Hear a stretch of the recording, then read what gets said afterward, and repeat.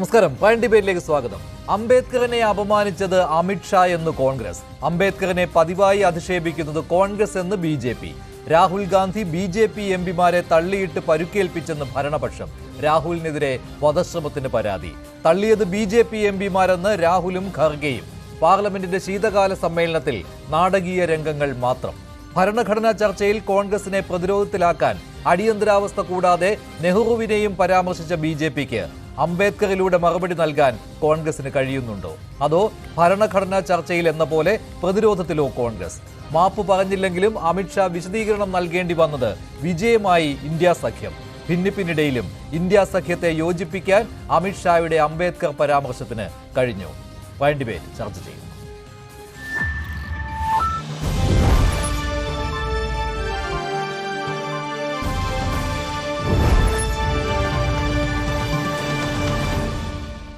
Prime ഡിബേറ്റിൽ രാഷ്ട്രീയ നിരീക്ഷകൻ ശ്രീ മോഹൻ വർഗീസ്, കോൺഗ്രസ് വക്താവ് ശ്രീ VR അനൂപ്, BJP പ്രതിനിധീകരിച്ച് ശ്രീ ഉല്ലാസ് ബാബു, മാധ്യമപ്രവർത്തകൻ ശ്രീ ശ്രീജിത്ത് ദിവാകരൻ എന്നിവരാണ് ചേരുന്നത്. ആദ്യം ശ്രീ മോഹൻ വർഗീസ്, ഇപ്പോൾ ഇന്ന് പാർലമെന്റിന്റെ കവാടത്തിൽ കണ്ടത് അത് ദൗർഭാഗ്യകരമായ സംഭവങ്ങളാണ്. അവിടെ ഒരു പ്രതിഷേധമുണ്ടായിരുന്നു. അത് ഇന്ത്യ സഖ്യത്തിന്റെ പ്രതിഷേധമായിരുന്നു. അമിത്ഷാ രാജിവെക്കണം എന്നായിരുന്നു അവരുടെ ആവശ്യം. അതിന് കാരണം അംബേദ്കറെ അപമാനിക്കുന്ന രീതിയിലുള്ള പരാമർശം ഭരണഘടനാ ചർച്ചയുടെ അവസാനം അതിന് മറുപടി നൽകവേ അമിത്ഷായിൽ നിന്ന് ഉണ്ടായി. പക്ഷേ അതിന് സ്വാഭാവികമായിട്ടും തയ്യാറാവുകയില്ലല്ലോ BJP. അപ്പോൾ ഇതിൽ ഇന്ന് അതിനുശേഷം കണ്ട സംഭവങ്ങൾ, രാഹുൽ MPമാരെ പരിക്കേൽപ്പിച്ചു എന്ന് പറയുന്നു ഭരണപക്ഷം, അവിടെ വധശ്രമത്തിന് രാഹുലിനെതിരെ പരാതി പോകുന്നു. അങ്ങനെയല്ല, രാഹുലിനെയും ഖർഗെയുമാണ് ആക്രമിച്ചത് എന്ന് പ്രതിപക്ഷം ഇന്ത്യ സഖ്യം പറയുന്നു. ഇത് പക്ഷേ ആവശ്യമില്ലാതെ ഒഴിവാക്കാവുന്ന ഒരു സംഭവമായിരുന്നുവല്ലോ. പക്ഷേ യഥാർത്ഥത്തിൽ അംബേദ്കർ എന്നതാണല്ലോ വിഷയം. ഇതിൽ ആർക്കാണ് മേൽക്കൈ കിട്ടുന്നത്? ഒരു കാര്യത്തിൽ സന്തോഷമുണ്ട്. ഈ രണ്ട് പക്ഷവും പറയുന്ന കാര്യങ്ങൾ കൂലങ്കക്ഷമായി ഹരിച്ച് കുണിച്ചൊക്കെ എടുക്കുമ്പോൾ ഒരു കാര്യത്തിൽ വലിയ സന്തോഷം തോന്നുന്നു. അത് അംബേദ്കറാണ് താരം എന്ന് ഭാരതീയ ജനതാ പാർട്ടിയും കോൺഗ്രസും ഒരുപോലെ സമ്മതിക്കുന്നു എന്നതിൽ മാത്രമാണ് സന്തോഷം. പക്ഷേ അംബേദ്കറുടെ ലെഗസി, ഭരണഘടനാ പിതാവിൻ്റെ ലെഗസി തന്നെ ആർക്ക് അനുകൂലമാണ്? BJPക്ക് അനുകൂലമാണോ? സംഘപരിവാർ ശക്തികൾക്ക് അനുകൂലമാണോ? കോൺഗ്രസ് ഉൾപ്പെടുന്ന ഇന്ത്യ സഖ്യത്തിന് അനുകൂലമാണോ എന്ന രീതിയിലേക്ക് ഒരു നറേറ്റീവ് വരികയാണ് ഭരണഘടനാ ചർച്ചയിൽ. അതെങ്ങനെയാണ് ഭരണഘടനാ പിതാവ് തന്നെ, ഭരണഘടനയുടെ ശില്പി തന്നെ ഒരു തർക്ക വസ്തുവാകുന്നത്, തർക്ക വിഷയമാകുന്നത്, തർക്ക ഒബ്ജക്റ്റ് ആകുന്നത് എന്നത് വലിയ കൗതുകകരമായൊരു ചോദ്യമാണ്. ഇവിടെ നോക്കൂ, ശ്രീ അമിത്ഷാ രാജ്യസഭയിൽ മറുപടി പ്രസംഗത്തിലാണ്, ഈ ഡിബേറ്റ് എല്ലാം കഴിഞ്ഞ് മറുപടി പറയാനുള്ള നിയോഗം അമിത്ഷായിൽ വന്നപ്പോഴാണ് അമിത്ഷാ അങ്ങനെ ഒരു പരാമർശമുണ്ടാകുന്നത്. അംബേദ്കർ അംബേദ്കർ അംബേദ്കർ അംബേദ്കർ എന്ന് ഉരുവിട്ടിരിക്കുന്ന സമയത്ത് പ്രതിപക്ഷത്തിന് വേണമെങ്കിൽ ഭഗവാന്റെ നാമം വിളിച്ച് അപേക്ഷിച്ചാൽ ഒരുപക്ഷെ 7 ജന്മത്തിലും സ്വർഗം ലഭിക്കും എന്ന രീതിയിൽ പൊതുവെ നിരുപദ്രവകരമെന്ന് തോന്നാവുന്ന ഒരു പ്രസ്താവന ഒരുപക്ഷെ വളരെ വലിയ രാഷ്ട്രീയ കൊടുങ്കാറ്റിനാണ് തുടക്കം കുറിച്ചിരിക്കുന്നത്. അത് അമിത്ഷാ കോൺഗ്രസിനെ പരിഹസിച്ചതല്ലേ, അല്ലാതെ അത് അംബേദ്കറിനെ അധിക്ഷേപിക്കുന്നു എന്ന രീതിയിൽ വ്യാഖ്യാനം മാത്രമല്ലേ വന്നിട്ടുള്ളൂ, അല്ലേ? ആകമാന ചിത്രം, ഒരു പ്രസംഗത്തിൻ്റെ ഒരു വരി മാത്രം അടർത്തിയെടുത്ത് അതിനെ കണ്ടാൽ ഒരു പക്ഷേ പല പരാമർശങ്ങളും അനുചിതമാണ്, അപലപനീയമാണെന്ന് തോന്നാം. പക്ഷേ ആകമാനമായി കോൺഗ്രസിനെ ആക്രമിക്കുന്നതിന് വേണ്ടി ഉപയോഗിച്ച ഒരു പദമാണിത്. അംബേദ്കർ ഉരുവിട്ട് നടക്കുന്നതിന് പകരം ദൈവത്തെ വിളിക്കൂ. അംബേദ്കറിനെ നിങ്ങളല്ലേ തുച്ഛീകരിച്ചത്? അംബേദ്കറിൻ്റെ ലെഗസിയെ ഇല്ലാതാക്കാൻ ശ്രമിച്ചത് നിങ്ങളല്ലേ? ഒരു ഭാരതരത്നം കൊടുക്കാൻ, അംബേദ്കറിന് ഒരു ഭാരതരത്നം കൊടുക്കാൻ കോൺഗ്രസ് സർക്കാരുകൾ, മാറി മാറി വന്ന സർക്കാരുകൾക്ക് കഴിഞ്ഞോ? അംബേദ്കറെ വേണ്ട രീതിയിൽ ബഹുമാനിക്കാൻ കഴിഞ്ഞോ? എന്തിന് അംബേദ്കറെ ഒരു സീറ്റിൽ നിർത്തി വിജയിപ്പിക്കാൻ നിങ്ങൾക്ക് കഴിഞ്ഞോ? നിങ്ങളുടെ കെയർ ഓഫിലാണോ അംബേദ്കർ വന്നത്?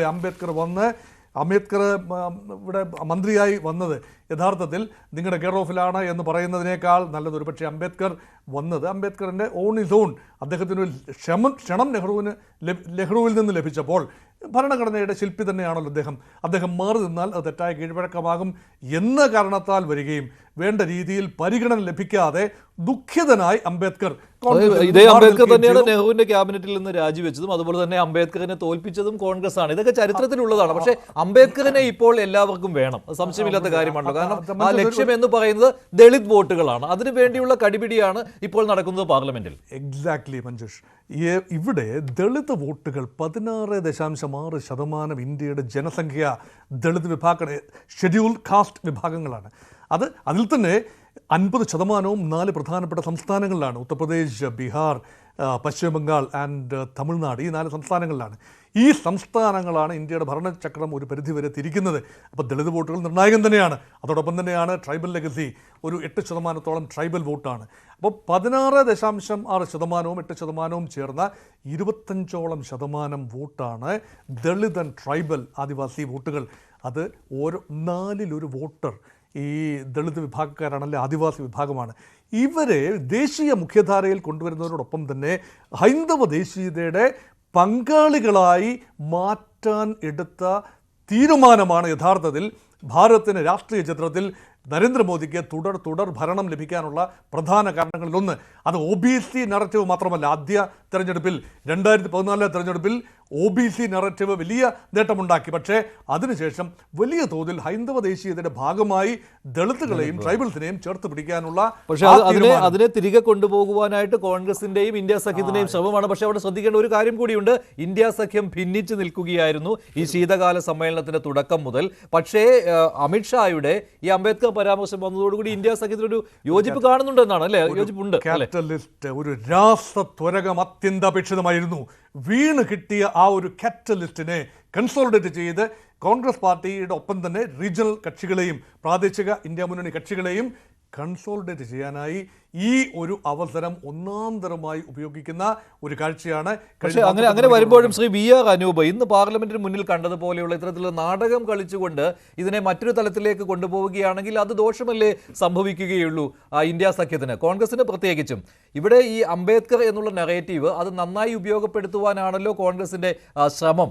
പക്ഷേ അത് ഈ ലെഗസി എങ്ങനെ നിങ്ങൾക്ക് അവകാശപ്പെടാം എന്നുള്ള മറുചോദ്യത്തോടു കൂടി പ്രതിരോധത്തിലാക്കുകയാണ് BJPയും ഭരണപക്ഷവും ചെയ്യുന്നത്. കാരണം നെഹ്റുവിൻ്റെ ക്യാബിനറ്റിൽ നിന്ന് രാജിവെച്ചയാൾ, കോൺഗ്രസ് മുംബൈയിൽ നിർത്തി തോൽപ്പിച്ചയാൾ, ഇത്തരത്തിലുള്ള കാര്യങ്ങളൊക്കെ വരുമ്പോൾ നിങ്ങൾ പ്രതിരോധത്തിലാവും. ഭരണഘടനയുടെ ചർച്ചാ സമയത്ത് അടിയന്തരാവസ്ഥ പറഞ്ഞുകൊണ്ട് സ്ഥിരമായിട്ട് ഭരണപക്ഷം പ്രതിരോധത്തിലാക്കുന്നത് കോൺഗ്രസിനെ മാത്രമാണ്. അതിൽ ഇന്ത്യ സഖ്യമെന്ന് പറയാൻ പറ്റുകയില്ല. അതുപോലെ തന്നെ പ്രതിരോധത്തിലാവുന്നത് കോൺഗ്രസ് ആണ് ഇവിടെയും അംബേദ്കർ വിഷയം വരുമ്പോഴും.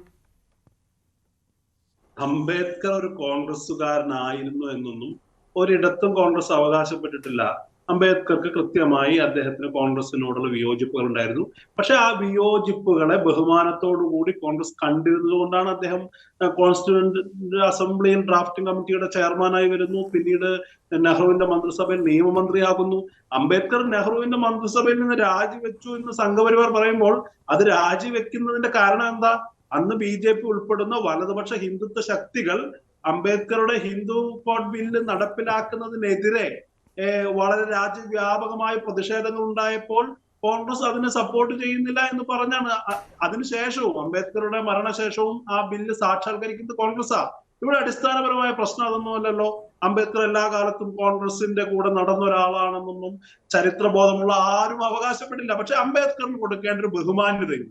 അമിത്ഷായെ പോലൊരാൾ, അദ്ദേഹത്തിന്റെ പാപഭംഗിതമായ ചരിത്രമൊക്കെ നമ്മുടെ മുന്നിലുണ്ട്. അമിത്ഷാ അത്ര ബഹുമാന്യനായ നേതാവല്ല. പക്ഷെ അദ്ദേഹം ബഹുമാന്യമായ ഒരു പദവിയിലാണ് ഇരിക്കുന്നത്. ഇന്ത്യയുടെ ആഭ്യന്തര മന്ത്രിയാണ്.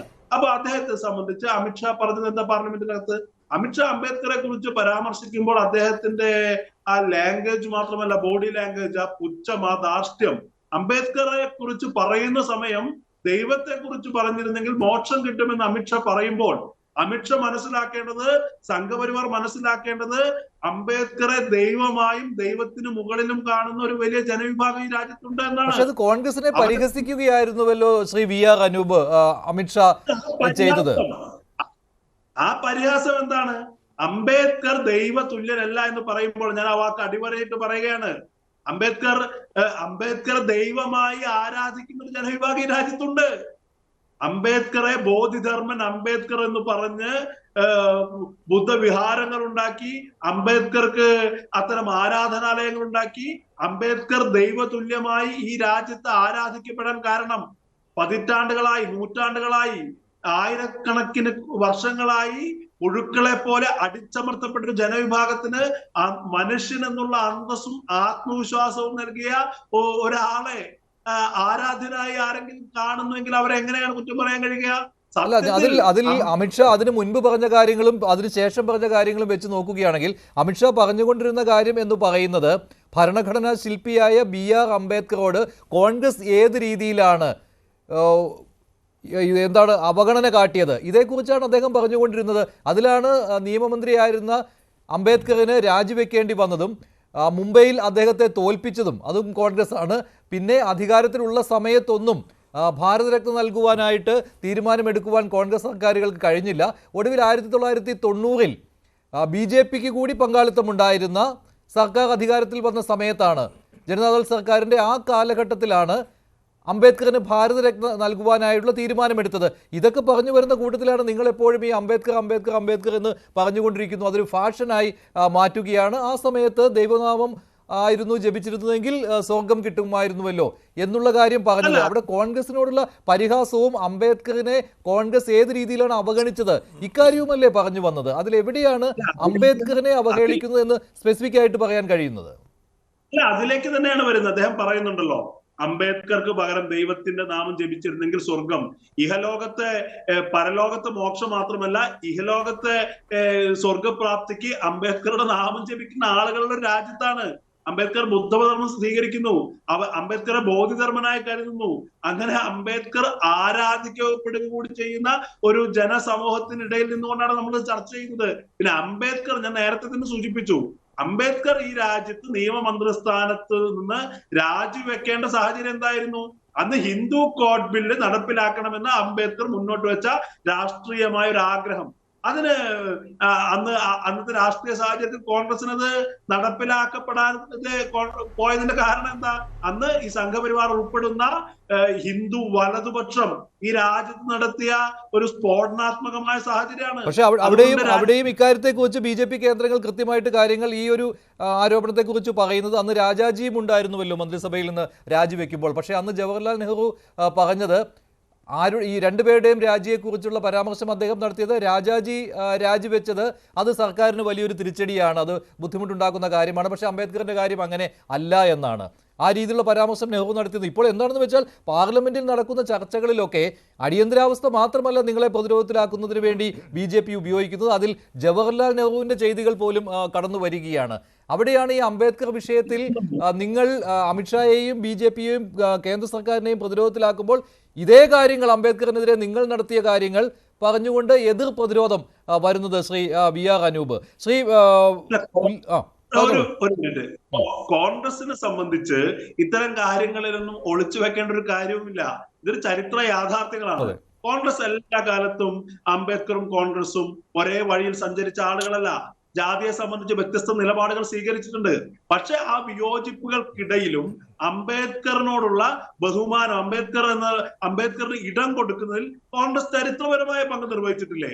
അംബേദ്കർക്ക് കോൺഗ്രസിന് പകരം ഇന്ത്യ എന്ന റിപ്പബ്ലിക് രൂപീകൃതമാകുന്ന സന്ദർഭത്തിൽ സംഘപരിവാർ പ്രതിദാനം ചെയ്യുന്ന ആശയഗതിക്കോ പ്രാമുഖ്യമുള്ള ആളുകളായിരുന്നു അവിടെയെങ്കിൽ ഒരു അംബേദ്കർ ഈ പറയുന്ന ഭരണഘടന സാധ്യമാകുമായിരുന്നു. ഇവിടെ അന്ന് ഇന്ത്യയുടെ കോൺസ്റ്റിറ്റ്യൂവന്റ് അസംബ്ലിയിൽ KM മുൻഷിയെ പോലെ ഹിന്ദുത്വ ആശയഗതിയോട് ചായ്വ് പ്രകടിപ്പിച്ച ആളുകളുണ്ട് എന്ന് ഒഴിച്ചു നിർത്തിയാൽ സംഘപരിവാറിന് അവിടെ നാമമാത്രമായ പ്രാതിനിധ്യം മാത്രമാണ് ഉണ്ടായിരുന്നത്. സാങ്കേതികമായി പറഞ്ഞാൽ പ്രാതിനിധ്യമേ ഉണ്ടായിരുന്നില്ല എന്നുകൊണ്ട് മാത്രം സാധ്യമായ ഒരു ഭരണഘടനയെ കുറിച്ചാണ് നമ്മൾ സംസാരിക്കുന്നത്. എന്തായാലും പക്ഷേ വർഷങ്ങളോളം ഭരിക്കുന്ന ഒരു പാർട്ടിക്ക് സ്വാഭാവികമായിട്ടും അതിൽ പ്രതിരോധത്തിലാക്കുവാൻ പറ്റുന്ന രീതിയിൽ ആ പാർട്ടിയെ പ്രതിരോധത്തിലാക്കുന്ന രീതിയിലുള്ള പരാമർശങ്ങൾ ഇപ്പോഴത്തെ സർക്കാരിന് ഉന്നയിക്കാൻ പറ്റും. അത് സ്വാഭാവികമാണ്, ശരിയാണ്. കോൺഗ്രസ് അതിന് മറുപടി പറയേണ്ട ബാധ്യത ഉള്ള പാർട്ടി തന്നെയാണ്. പക്ഷേ അതേ സമയത്ത് തന്നെ നിങ്ങൾ ഈ ഭരണഘടനാ ചർച്ചയിൽ ഇല്ലേ നെഞ്ചു വിരിച്ച് തന്നെ ആ ചർച്ചയിൽ പങ്കെടുക്കുകയും ചെയ്യുന്നുണ്ട്. അതിൽ സർക്കാരിനെ പ്രതിരോധത്തിലാക്കുന്ന കാര്യങ്ങൾ ഉന്നയിക്കുകയും ചെയ്യുന്നുണ്ട്. അപ്പോൾ ചരിത്രത്തിലേക്ക് നോക്കിക്കൊണ്ട് തന്നെ അത് പ്രതിരോധിക്കുവാൻ സ്വാഭാവികമായിട്ടും BJP ശ്രമിക്കും. ശ്രീ ഉല്ലാസ് ബാബു, പക്ഷേ അംബേദ്കറിന്റെ കാര്യത്തിൽ ഒരബദ്ധവും പറ്റരുത് എന്ന് കൃത്യമായിട്ടുള്ളൊരു ധാരണ BJPക്ക് ഉണ്ടല്ലോ. അതുകൊണ്ട് തന്നെയാണല്ലോ ഇന്നലെ അമിത്ഷാ വിശദീകരണം നൽകിയത്. കാരണം അത് നേരത്തെ ശ്രീ മോഹൻ വർഗീസ് പറഞ്ഞതുപോലെ ആ ദളിത് വോട്ടുകളാണ്, അതിൽ നിർണായകമായ ദളിത് വോട്ടുകളാണ് അതിൽ പ്രധാന ഘടകമായിട്ടിരിക്കുന്നത്. അപ്പോൾ അംബേദ്കറിനെ അപമാനിച്ചതായിട്ടുള്ള ഒരു രീതിയിലുള്ള പ്രചാരണവും ഉണ്ടാകരുത്, അതിനെ മുളയിലേ നുള്ളണം എന്നുള്ള ഒരു കൃത്യമായ നിരീക്ഷണം ഉള്ളത് കൊണ്ട് തന്നെയാണല്ലോ ഇന്നലത്തെ ആ വിശദീകരണം വന്നത്. അല്ലെങ്കിൽ ഇത്തരമൊരു വിശദീകരണത്തിന് BJPയുടെ സമ്പന്നരായ നേതാക്കൾ തയ്യാറാവുകയേ ഇല്ലായിരുന്നു. അങ്ങനെ ഒരു ചരിത്രമേ ഉണ്ടായിട്ടില്ല. മനുഷ്യ, നമുക്ക് നിരവധി കാര്യങ്ങൾ സംസാരിക്കാനാണ്. കോൺഗ്രസിന്റെ പ്രതിനിധി കിടന്നിങ്ങനെ വട്ടം തിരിയല്ലേ. കാരണം എന്താന്ന് വെച്ചാൽ നമ്മൾ പാർലമെന്റിൽ പറഞ്ഞ അമിത്ഷാജിയുടെ 30 സെക്കൻഡ് കാര്യങ്ങൾ മാത്രം എടുത്തിട്ടാണ് മാധ്യമങ്ങൾ, അത് അജണ്ടയുണ്ടാവും മാധ്യമത്തിന്, ഉദരനിമിത്തം ബഹുവൃത വേഷം എന്ന് പറയുന്ന പോലെ അവനവന്റെ അജണ്ട സെറ്റ് ചെയ്ത് പ്രവർത്തിക്കുന്നതിൽ മാധ്യമങ്ങൾക്ക് നിരവധി മാധ്യമങ്ങൾക്ക് അജണ്ടയുള്ളത് കൊണ്ട് 30 സെക്കൻഡുകൾ കട്ട് ചെയ്തുകൊണ്ടാണ് അവർ പറഞ്ഞത്. പക്ഷെ അതിന് അമിത്ഷാജിയുടെ എല്ലാ പ്രസംഗങ്ങളും ബഹുമാനായ മഞ്ജുഷ് ഭായ് അത് കേട്ടിട്ടുണ്ടാവും എന്നാണ് വിശ്വാസം. അതിലേതെങ്കിലും ഒരു സ്ഥലത്ത് അംബേദ്കർജിയെ കുറിച്ച് അനാവശ്യമായിട്ടുള്ള ഒരു പദപ്രയോഗം ഞങ്ങൾ ഉപയോഗിച്ചിട്ടില്ല എന്നുള്ളത് നിങ്ങൾ 100% നിങ്ങൾക്ക് മനസ്സിലാക്കാൻ സാധിക്കും. നമ്മളിവിടെ മനസ്സിലാക്കേണ്ടത് മാധ്യമ പ്രവർത്തകർ നിരീക്ഷകനായിട്ടുള്ള അദ്ദേഹം പറഞ്ഞു, വീണ് കിട്ടിയൊരവസരം. അതാണ് അതിൻ്റെ അകത്ത് രാഷ്ട്രീയം എന്ന് പറയപ്പെടുന്നത്. കോൺഗ്രസ് പാർട്ടിയെ സംബന്ധിച്ചിടത്തോളം ഇത് അംബേദ്കർജിയോടുള്ളത് സ്നേഹമോ ഒന്നുമല്ല.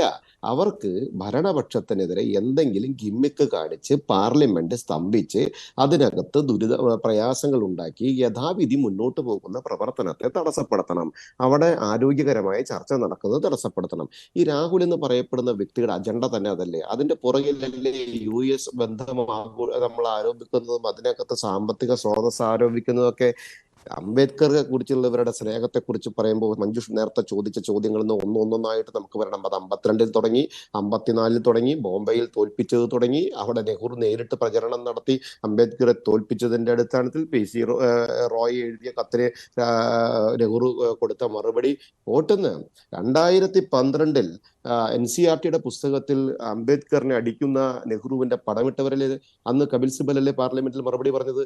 ഇവരുടെ വിദ്യാഭ്യാസ മന്ത്രി തെറ്റുപറ്റി പോയതാണ്, അത് മാറ്റപ്പെടും എന്നുള്ളത് കൃത്യമായിട്ട് പറഞ്ഞതല്ലേ? ഞാൻ അതിന്റെ ലിങ്ക് വേണമെങ്കിൽ ഞാൻ അയച്ചു തരാം. പാർലമെന്റ് പ്രസംഗത്തിന്റെ ലിങ്ക് മഞ്ജുഷ് ഭായ്ക്ക് ഞാൻ അയച്ചു തരാം. ആ ആളുകളാണ് ഇവർ.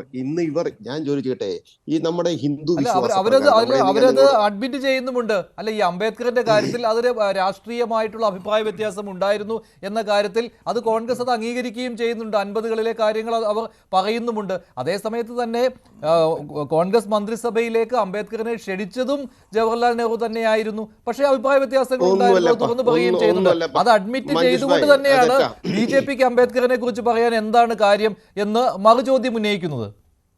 അല്ല, മഞ്ജുഷ് ഭായ് തെറ്റാ. അതായത് അംബേദ്കർജിയെ മന്ത്രിസഭയിലേക്ക് കൊണ്ടുവരികയും അതൊന്നും നെഹ്റുവിന്റെ സംഭാവനയൊന്നുമല്ല. നെഹ്റുവിന് അത് നിർബന്ധിതമാക്കപ്പെട്ടു എന്നുള്ളതാണ്. അപ്പൊ അദ്ദേഹത്തിന് എടുക്കാതിരിക്കാൻ സാധിച്ചില്ല. എന്നിട്ട് വ്യക്തിപരമായിട്ട് അദ്ദേഹം ഈ ഹിന്ദു കോഡും അല്ല വിഷയം, അതിനുശേഷം നടത്തിയ പ്രസംഗം കൃത്യമായിട്ട് നിങ്ങളൊന്ന് അന്വേഷിച്ച് പഠിച്ചാൽ പറയും. ഫോറിൻ പോളിസിയിൽ നെഹ്റു എടുക്കുന്ന വളരെ മോശകരമായ പ്രവൃത്തിയും സ്വേച്ഛാധിപത്യപരമായിട്ടുള്ള പെരുമാറ്റവും ബ്രാഹ്മണിസ സ്വഭാവം ഒക്കെ കാണിക്കുന്ന ശൈലിയിലും ഉണ്ട് എന്ന് കൃത്യമായിട്ട് അംബേദ്കർ പറഞ്ഞ വാക്കുകൾ. അദ്ദേഹത്തിന്റെ രാജിക്കത്തൊക്കെ ഒന്ന് വായിച്ചു നോക്കണം. ചരിത്രത്തിലൊന്ന് കൂടെ പോയി കഴിഞ്ഞാൽ നിങ്ങൾക്കത് മനസ്സിലാക്കും. 100% നെഹ്റു പീഡിപ്പിക്കപ്പെട്ട വ്യക്തിയാണ് അംബേദ്കർ എന്ന് പറയപ്പെടുന്നത്. നിങ്ങൾ മനസ്സിലാക്കണം. ആ അംബേദ്കർജിയെ വിളിച്ച് ഇന്ന് സംവിധാൻ എന്ന് പറഞ്ഞ് നടക്കുന്നില്ലേ? അത് ഇവരുടെ ഹിന്ദു വിശ്വാസപ്രകാരം, ഞാനൊക്കെ ജ്യോത്സ്യപരമായിട്ട് പറയുകയാണെങ്കിൽ ഞങ്ങൾ പറയും, ഞങ്ങളുടെ തലമുറ തെറ്റ് ചെയ്തിട്ടുണ്ടെങ്കിൽ ആ തലമുറയ്ക്ക് വിളിച്ചു ചൊല്ലി പ്രായശ്ചിത്തം ചെയ്യാന്ന് പറയും. ഈ രാഹുൽ എന്ന് പറയപ്പെടുന്ന അപക്വമായ നടപടികളോടെ മാത്രം ഇന്ത്യൻ രാഷ്ട്രീയത്തിൽ നടക്കുന്ന ആ വ്യക്തി ആ സംവിധാനം നെഞ്ചോട് പിടിച്ച് നടക്കുന്നത് എന്ത് കാണുന്നു? വിളിച്ചു ചൊല്ലി പ്രായശ്ചിത്തമാണ്. മുത്തശ്ശി ചെയ്ത പ്രവൃത്തി എന്ന് പറഞ്ഞാൽ ഭരണഘടന വെച്ച് തന്നെയാണോ ഇന്ത്യ മഹാരാജ്യത്തെ കരിനിയമം ഉണ്ടാക്കി, മിസ ഉണ്ടാക്കി, ജനങ്ങളെ, പ്രതിപക്ഷ നേതാക്കന്മാരെ, പാർട്ടിക്കാരെ ഈ നാടിനെ നടുക്കി ഏറ്റവും വലിയ അടിയന്തരാവസ്ഥ പ്രഖ്യാപിച്ച് നിങ്ങളുടെ മാധ്യമപ്രവർത്തകരെ അടക്കം വായടപ്പിച്ച് ഈ നാടിനോട് ഏറ്റവും വലിയ കൊടും പാതകവും ക്രൂരതയും 100% ചെയ്തിട്ടുള്ള ആ മുത്തശ്ശി ചെയ്ത തെറ്റിനാണ് ഈ കൊച്ചുമോൻ ഇപ്പോൾ പക്വതയില്ലെങ്കിലും അത് നെഞ്ചോട് പിടിച്ച് പ്രായശ്ചിത്തം പറഞ്ഞു കിടക്കുക. നമ്മൾ അവിടെയൊക്കെ ചർച്ച ചെയ്യുമ്പോൾ രാഷ്ട്രീയം ചർച്ച ചെയ്യണം. ഇന്നത്തെ രാഷ്ട്രീയം എന്തായിരുന്നു? ഇന്നത്തെ രാഷ്ട്രീയം നേരത്തെ നിരീക്ഷകൻ പറഞ്ഞ പോലെ വീണ് കിട്ടിയ അവസരം എന്നാണ് അദ്ദേഹം പറഞ്ഞത്. അദ്ദേഹത്തിന്റെ വാക്കുകൾ കടമെടുത്താൽ ഇവർക്ക് ഒന്നുമില്ല, ഇവർക്ക് കൂട്ടായ്മയില്ലാതെ ഇവർ ഒരു അവസരം തപ്പി ആ അവസരോചിതമായിട്ടുള്ള നിലപാടുകൾ മാത്രം എടുത്തുകൊണ്ട് അനാവശ്യമായിട്ടുള്ള വിവാദങ്ങളെ കൊണ്ടുവരുന്നു. ഇന്ന് എന്തിനായിരുന്നു 2 MP-മാരെ രാഹുലിന്റെ നേതൃത്വത്തിൽ ഈ അക്രമം നടത്തിയത്?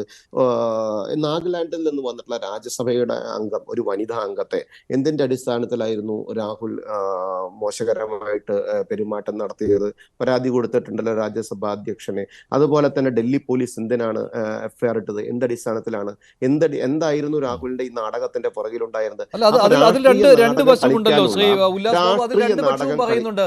അതിൽ രാഹുൽ ഈ 2 MP-മാരെ ആക്രമിച്ചു, അതിൽ 2 പേർക്ക് പരിക്കേറ്റു എന്നതിനോടൊപ്പം തന്നെ ഖർഗെയും പറയുന്നുണ്ട് അദ്ദേഹത്തെ BJP MP-മാരാണ് ഇങ്ങോട്ട് അറ്റാക്ക് ചെയ്തത് എന്ന്. അദ്ദേഹത്തിന് നിലത്ത് ഇരിക്കേണ്ടി വന്നു. അതിൽ അക്കാര്യവും പറയുന്നുണ്ട്. രാഹുൽ ഗാന്ധിയും പറയുന്നുണ്ട് ഞാനങ്ങനെ ഉപദ്രവിച്ചിട്ടില്ല എന്ന്. അപ്പോൾ അത് ഒരുതരം എന്താണ് മഞ്ജുഷ് പറയുന്നത്, അപക്വമായ സമീപനം രണ്ട് പക്ഷത്തു നിന്നും ഉണ്ടായിട്ടുണ്ട്. ഒന്നുമില്ല സാർ. മഞ്ജുഷ് ഇന്ന് ഇന്നലെയും മാധ്യമ പ്രവർത്തനം തുടങ്ങിയ ആളല്ല. വളരെ കൃത്യമായിട്ട് കാര്യങ്ങൾ പഠിച്ച് നിരീക്ഷണം നടത്തി കാര്യങ്ങൾ അവതരിപ്പിക്കുന്ന ആളാണ്. നിങ്ങൾക്കറിയാം ഖാർഗെ എപ്പോഴാണ് ഈ വിഷയം ഉന്നയിക്കുന്നത്? 2-3 മണിക്കൂർ കഴിഞ്ഞപ്പോഴാണ് അദ്ദേഹത്തിന് ബോധോദയിച്ചത്. ഇതൊക്കെ രാഷ്ട്രീയമായിട്ട് താട്ടിപ്പ് കാണിക്കുന്ന പരിപാടിയിൽ ഇവർ നടത്തുന്നത്. പാർലമെന്റിനകത്ത് പാർലമെന്റ് മെമ്പർമാരോട് മോശകരമായി പെരുമാറുക. എന്നിട്ട് അദ്ദേഹം തന്നെ അത് കൃത്യമായി പറഞ്ഞല്ലോ, ഞങ്ങൾ അത് ചെയ്തു എന്ന് കൃത്യമായി പറഞ്ഞില്ലേ. ഞാൻ കവാടത്തിനകത്ത് അങ്ങനെ ഉണ്ടായി എന്ന് സമ്മതിക്കുന്ന രീതിയിലേക്ക് അദ്ദേഹം തന്നെ പറയുന്ന അവസരം ഉണ്ടായല്ലോ. നിങ്ങൾ മനസ്സിലാക്കണം, പക്വമായി പെരുമാറേണ്ട ഒരു വ്യക്തി അപക്വമായി പെരുമാറി അനാവശ്യമായ വിഷയം ഉണ്ടാക്കി പാർലമെന്റ് തടസ്സപ്പെടുത്തി പാർലമെന്റിലെ വനിതാ മെമ്പർമാരെ മോശകരമായി പെരുമാറി. അതുപോലെ തന്നെ പാർലമെന്റിൽ 69 വയസ്സായിട്ടുള്ള ഒഡീസയുടെ MP സാരംഗ്ജി, അതുപോലെ തന്നെ മുകേഷ് രാജ്പുത്ജി, ഇവരൊക്കെ അനാവശ്യമായിട്ടുള്ള പ്രയാസങ്ങളിലേക്കും പ്രശ്നങ്ങളിലേക്കും അപകടങ്ങളിലേക്കും വലിച്ചഴക്കപ്പെട്ടത് കോൺഗ്രസിന്റെ നാണം കെട്ട അപക്വമായ വൃത്തിഹീനമായ ചീഞ്ഞളിഞ്ഞ രാഷ്ട്രീയമാണെന്ന്. ആ രാഷ്ട്രീയത്തിന് മുമ്പിലൊന്നും നിങ്ങൾ എന്തിനാണ് ഈ നാണം കെട്ടത്? നിങ്ങൾക്ക് അംബേദ്കർജിയോട് സ്നേഹമുണ്ടെന്ന് പറയുമ്പോൾ പുച്ഛമല്ല തോന്നുന്നുണ്ട്? നിങ്ങൾ ഇത്ര കാലം ഭരിച്ചിട്ട് അദ്ദേഹത്തിന്റെ ഭാരതരത്ന എന്തിനാണ് നിങ്ങൾ നീട്ടിക്കൊണ്ടുപോയത്? അദ്ദേഹത്തിന്റെ ഒരു പടം ആ സെൻട്രൽ ഹാളിൽ വെക്കാൻ നരേന്ദ്രമോദി വരേണ്ടി വന്നില്ല. US അദ്ദേഹം താമസിച്ച ആ സ്ഥലത്തെ കൃത്യമായി ഏറ്റെടുത്തുകൊണ്ട് സംരക്ഷിക്കാൻ നരേന്ദ്രമോദി വേണ്ടി വന്നില്ലേ? അദ്ദേഹത്തിന് ഒരു സ്മാരകം ഉണ്ടാക്കാൻ നരേന്ദ്രമോദി സർക്കാർ വേണ്ടി വന്നില്ലേ? എന്നിട്ട് നിങ്ങൾക്ക് അംബേദ്കർ അദ്ദേഹത്തിന്റെ പേരിൽ ഒരു നാണയം വെക്കാനുള്ള പ്രവർത്തനത്തിന് നരേന്ദ്രമോദി സർക്കാർ വേണ്ടി വന്നില്ലേ? നിങ്ങൾ എന്ത് അടിസ്ഥാനത്തിലാണ് ഭാരതരത്ന BJP അടക്കം സപ്പോർട്ട് ചെയ്യുന്ന ഒരു സർക്കാർ വന്നപ്പോഴല്ലേ അംബേദ്കർജിക്ക് കൊടുത്തത്? നിങ്ങൾ എന്ത് ചെയ്യുകയായിരുന്നു? നിങ്ങൾ ഇന്ന് ഭരണഘടനയെ മാറ്റി എഴുതുന്നു, തിരുത്തി എഴുതുന്നു. നിങ്ങൾ എന്തിനാണ് 10-70 ചില്ലറ തവണ അമെൻഡ് ചെയ്തത്? അപ്പൊ അതിനകത്ത് കാലാനുസൃതമായ മാറ്റം വരണമെന്നല്ലേ നിങ്ങൾ അന്ന് പറഞ്ഞിരുന്നത്? അപ്പൊ സ്വാഭാവികമായിട്ട് നിങ്ങളുടെയൊക്കെ രാഷ്ട്രീയം, നിങ്ങളുടെ ഈ സാം പിട്രോദ അറിയാലോ അദ്ദേഹം ആരാണെന്ന്. നെഹ്റു സമ്മാനിച്ചതാണ്, അംബേദ്കർ സമ്മാനിച്ചതല്ല എന്ന് ട്വീറ്റ് ചെയ്തിട്ടുണ്ട് 2022. നിങ്ങളുടെ ഉപദേശകനാണ് ഈ രാഹുൽ എന്ന് പറഞ്ഞ അപക്വമതിയായിട്ടുള്ള ഇന്ത്യൻ രാഷ്ട്രീയത്തിലെ ഏറ്റവും ദുരിതം വിതയ്ക്കുകയും അപക്വമായി പെരുമാറുകയും പാർലമെന്റ് തടസ്സപ്പെടുത്തുകയും വിദേശ ശക്തികൾക്ക് വേണ്ടി ഇന്ത്യ മഹാരാജ്യത്തിനെ മോശകരമായി കാണിക്കുകയും ചെയ്യുന്ന ആ പാർലമെന്റിലെ ഗിമ്മിക്ക് കളിച്ച് വ്യക്തമായിട്ടുള്ള ഒരു ചർച്ച നടക്കുമ്പോൾ കിടന്നുറങ്ങുകയും ചെയ്യുന്ന ഒരു കുട്ടിത്തം മാറാത്ത ഒരു വ്യക്തി, കുട്ടിത്തം മാറാന്ന് പറയില്ല, അറിവില്ലായ്മയുടെ ആൾരൂപമായിട്ടുള്ള ഒരു വ്യക്തി ഈ രാഷ്ട്രീയ ഗിമ്മിക്ക് നടത്തുമ്പോൾ, ഈ രാഷ്ട്രീയ നാണക്കേട് നടത്തുമ്പോൾ നിങ്ങൾ എന്നിട്ട് ഇപ്പൊ പറയണം BJP ഭരണഘടനയെ അട്ടിമറിക്കുന്നു, BJP അംബേദ്കർജിയോട് നീതി കാണിക്കുന്നില്ല. എന്ത് നാണം കെട്ട വർത്തമാനം. ശ്രീജിത്ത് ദിവാകരൻ, ഇത് ഈ രാഹുൽ ഗാന്ധിയുടെ അപക്വമായ ഒരു സമീപനം എന്ന് താങ്കൾ കരുതുന്നുണ്ടോ? ഇവിടെ ഈ പാർലമെന്റ് ഷോ ഡൗൺ എന്ന് പറയുമ്പോൾ അമിത്ഷായുടെ പ്രസംഗം അതാണല്ലോ ആയുധമാക്കുന്നത്. അവിടെ അംബേദ്കറെ അപമാനിച്ചു എന്ന കാര്യം ഉയർത്തിക്കാട്ടിക്കൊണ്ടുള്ള ഒരു രാഷ്ട്രീയ പ്രചാരണം അത് സ്വാഭാവികമായിട്ടും നടത്തും. അത് കോൺഗ്രസും ഇന്ത്യ സഖ്യവും നടത്തും. അതുവഴി ഇന്ത്യ സഖ്യത്തിന് ഒരു ഒത്തൊരുമ ഉണ്ടായിട്ടുണ്ട് എന്ന് ശ്രീ മോഹൻ വർഗീസ് ഇവിടെ നിരീക്ഷണം നടത്തുകയും ഉണ്ടായി. താങ്കൾ ഏത് രീതിയിലാണ് ഇതിനെ വിലയിരുത്തുന്നത്? ആർക്കെങ്കിലും നേട്ടമുണ്ടാകുന്ന രീതിയിലാണോ ഈ കാര്യങ്ങൾ പോകുന്നത്, അതോ അപക്വമായ സമീപനമാണോ ഇരുപക്ഷത്തു നിന്നും കാണാൻ കഴിയുന്നത്?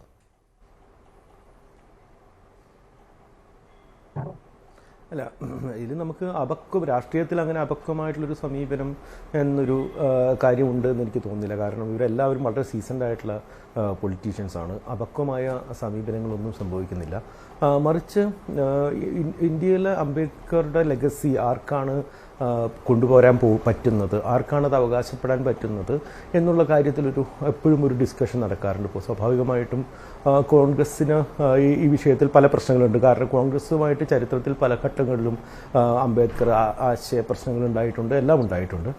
പക്ഷേ നമ്മളിന്ന് തിരിഞ്ഞു നോക്കുമ്പോൾ ഇന്ന് നിലവിലുള്ള ഇന്ത്യയിലുള്ള രാഷ്ട്രീയ കക്ഷികളിൽ ഒരു പക്ഷേ അംബേദ്കറുമായിട്ടുള്ള ഒരു ആശയ വിനിമയത്തിന് എപ്പോഴും സാധിച്ചിട്ടുള്ള കക്ഷികളിലൊന്ന്. പല പ്രശ്നങ്ങളുണ്ടായിട്ടുണ്ടാകും, എതിർചേരികളിൽ വന്നിട്ടുണ്ട്, എതിരെ തിരഞ്ഞെടുപ്പിൽ മത്സരിച്ചിട്ടുണ്ട്, പരസ്യമായിട്ടുള്ള പല പ്രസ്താവനകൾ നടത്തിയിട്ടുണ്ട്. എല്ലാം ഉണ്ടെങ്കിൽ പോലും കോൺഗ്രസിന് ദീർഘമായിട്ട് അംബേദ്കറുമായിട്ടുള്ള ഒരു കൊടുക്കൽ വാങ്ങലുകൾ ഉണ്ടായിട്ടുണ്ടായിരുന്നു. മാത്രമല്ല കോൺഗ്രസിനെ ശരിയായ ദിശയിലേക്ക് മുന്നോട്ട് നയിക്കുന്നതിൽ, അല്ലെങ്കിൽ മഹാത്മാഗാന്ധി മുതൽ നെഹ്റു വരെയുള്ള, അല്ലെങ്കിൽ ഇന്ത്യയിൽ നമ്മളിപ്പോൾ ഇന്ന് അവശേഷിക്കുന്നത് നമ്മുടെ ഇപ്പം നിലവിലുള്ള എല്ലാ ഭരണാധികാരികളുടെ പേരും ചരിത്രം മാച്ചു കളയും. പക്ഷേ നിലനിൽക്കുന്ന പേരുകൾ എന്ന് പറയുന്നത് ഡോക്ടർ BR അംബേദ്കറുടെയോ അല്ലെങ്കിൽ മഹാത്മാഗാന്ധിയുടെയോ ജവഹർലാൽ നെഹ്റുവിനെ പോലെയുള്ള നമ്മുടെ രാജ്യത്തെ സൃഷ്ടിച്ച ആളുകളുടെ പേരുകൾ മാത്രമായിരിക്കും ചരിത്രത്തിൽ നിലനിൽക്കുന്ന. ആ പേരുകൾക്ക് ഇത് ഒരുമിച്ച് മുന്നോട്ട് കൊണ്ടുപോകാനായിട്ടുള്ള ഒരു വഴി ചരിത്രത്തിൽ പലപ്പോഴും ഉണ്ടായി വന്നിട്ടുണ്ട്. അതുകൊണ്ട് തന്നെ അംബേദ്കറെ നമ്മളെങ്ങനെയാണ് ആഘോഷിക്കുന്നത് എന്നുള്ളത് വെച്ചിട്ടുണ്ടെങ്കിൽ ചരിത്രത്തിൽ എല്ലായ്പ്പോഴും ഇപ്പോൾ കോൺഗ്രസ് ആയിക്കോട്ടെ മറ്റെല്ലാ രാഷ്ട്രീയ പാർട്ടികളായിക്കോട്ടെ അംബേദ്കറെ ആശയപരമായിട്ട് വലിയ കാര്യമായിട്ട് അംബേദ്കറുടെ ആശയങ്ങളെക്കുറിച്ചിട്ട് വലിയ രീതിയിൽ ചർച്ച നടക്കാതിരിക്കുകയും അംബേദ്കറെ ഒരു പൂജാ ബിംബമായിട്ട് മാത്രം അവതരിപ്പിക്കുകയും ചെയ്തു. അപ്പോൾ BJPക്ക് അതുകൊണ്ട് രാഷ്ട്രീയപരമായിട്ട് വളരെയധികം ഗുണം കിട്ടിയിട്ടുണ്ട്. കാര്യം സ്വാഭാവികമായിട്ടും ദീർഘകാലത്തെ കോൺഗ്രസ് ഭരണത്തിൻ്റെ പല പിടിപ്പുകേടുകളും പ്രശ്നങ്ങളും ഉണ്ടായിട്ടുണ്ടായിരുന്നു. പല ഉത്തരേന്ത്യൻ സംസ്ഥാനങ്ങളിലും അവിടെ എല്ലാ പ്രദേശങ്ങളിലും പല പ്രദേശങ്ങളിലും വളരെ സ്ട്രോങ് ആയിട്ടുള്ള ഒരു ദളിത് ഇൻട്രൂഷൻ നടത്താൻ ദളിത് മേഖലയിൽ ഇൻട്രൂഷൻ നടത്താനായിട്ട് അംബേദ്കറുടെ സമാധി ദിനവും ജന്മദിനവും എല്ലാം BJP ഉപയോഗിച്ചിട്ടുണ്ട്. BJPക്ക് അത് അംബേദ്കർ ഇപ്പോൾ അവരുടെ ഒരു വലിയ രാഷ്ട്രീയ ആയുധവുമാണ്. അതുകൊണ്ട് തന്നെ BJPയുടെ ഭാഗത്തു നിന്ന് അംബേദ്കർക്ക് എതിരായിട്ട് വരുന്ന ഓരോ വാചകവും അല്ലെങ്കിൽ എന്തെങ്കിലും തരത്തിലുള്ള വാചകത്തിൻ്റെ ശകലമോ എന്താണെങ്കിലും അത് ഉപയോഗിക്കാനായിട്ട് സ്വാഭാവികമായിട്ടും കോൺഗ്രസ് ഒരു ശ്രമം നടത്തും.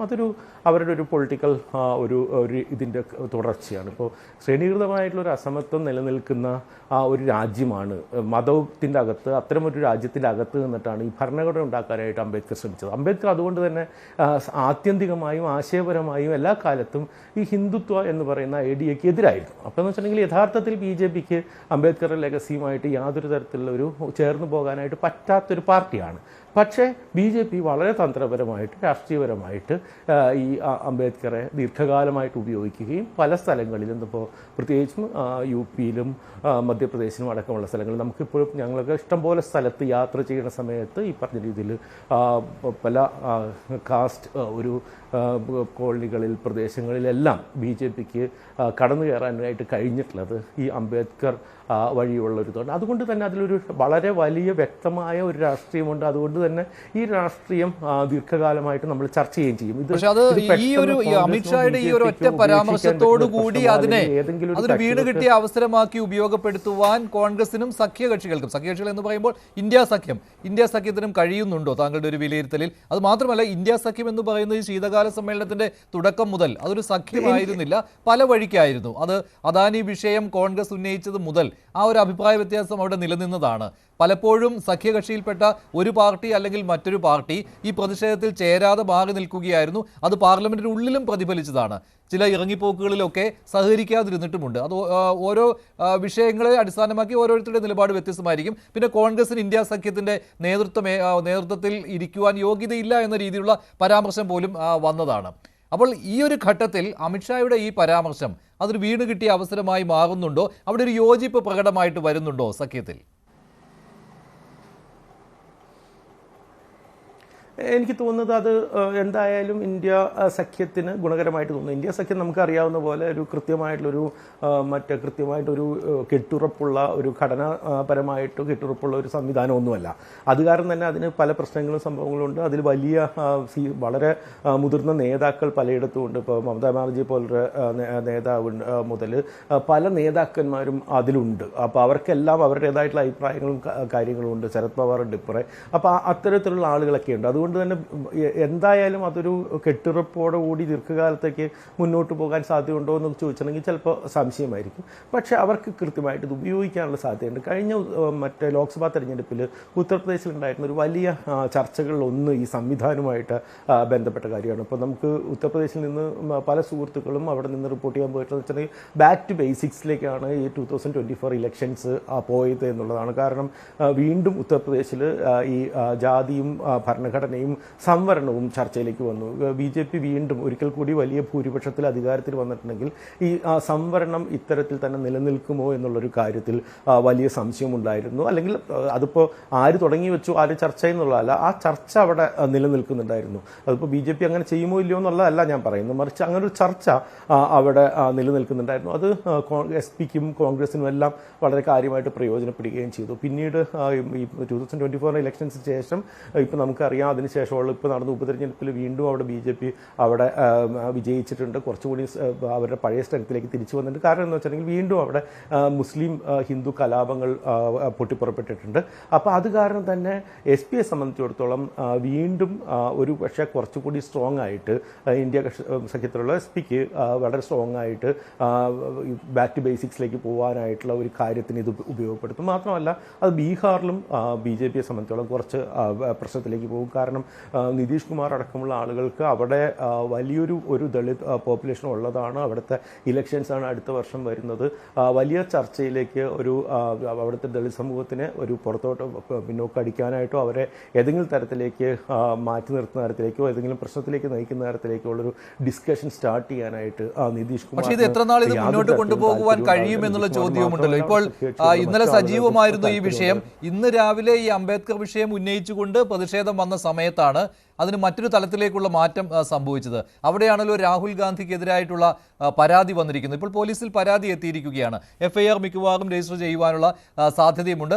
രാഹുൽ മാപ്പ് പറയണമെന്ന് ഇപ്പോൾ ആവശ്യപ്പെടുന്നുണ്ട് BJP. അതിൽ ഒരു MPയെ, ഒരു വനിതാ MPയെ അപമാനിച്ചു എന്ന കാര്യവും കൂടി അതിലേക്ക് വന്നിട്ടുണ്ട്. അപ്പോൾ ഈ വിഷയം, ഈ അംബേദ്കർ വിഷയം അധികം ഉയർന്നു വരുന്നതും അത് നിലനിൽക്കുന്നതും അത് തിരിച്ചടിയാകുമെന്നുള്ള കൃത്യമായ നിരീക്ഷണമുണ്ട് BJPക്ക്. അതുകൊണ്ട് ആ വിഷയത്തിൽ നിന്ന് തെന്നിമാറി പോകുവാനുള്ള ഒരു തന്ത്രപരമായ സമീപനം തന്നെയല്ലേ ഇന്ന് പാർലമെന്റ് കവാടത്തിൽ കണ്ടത്?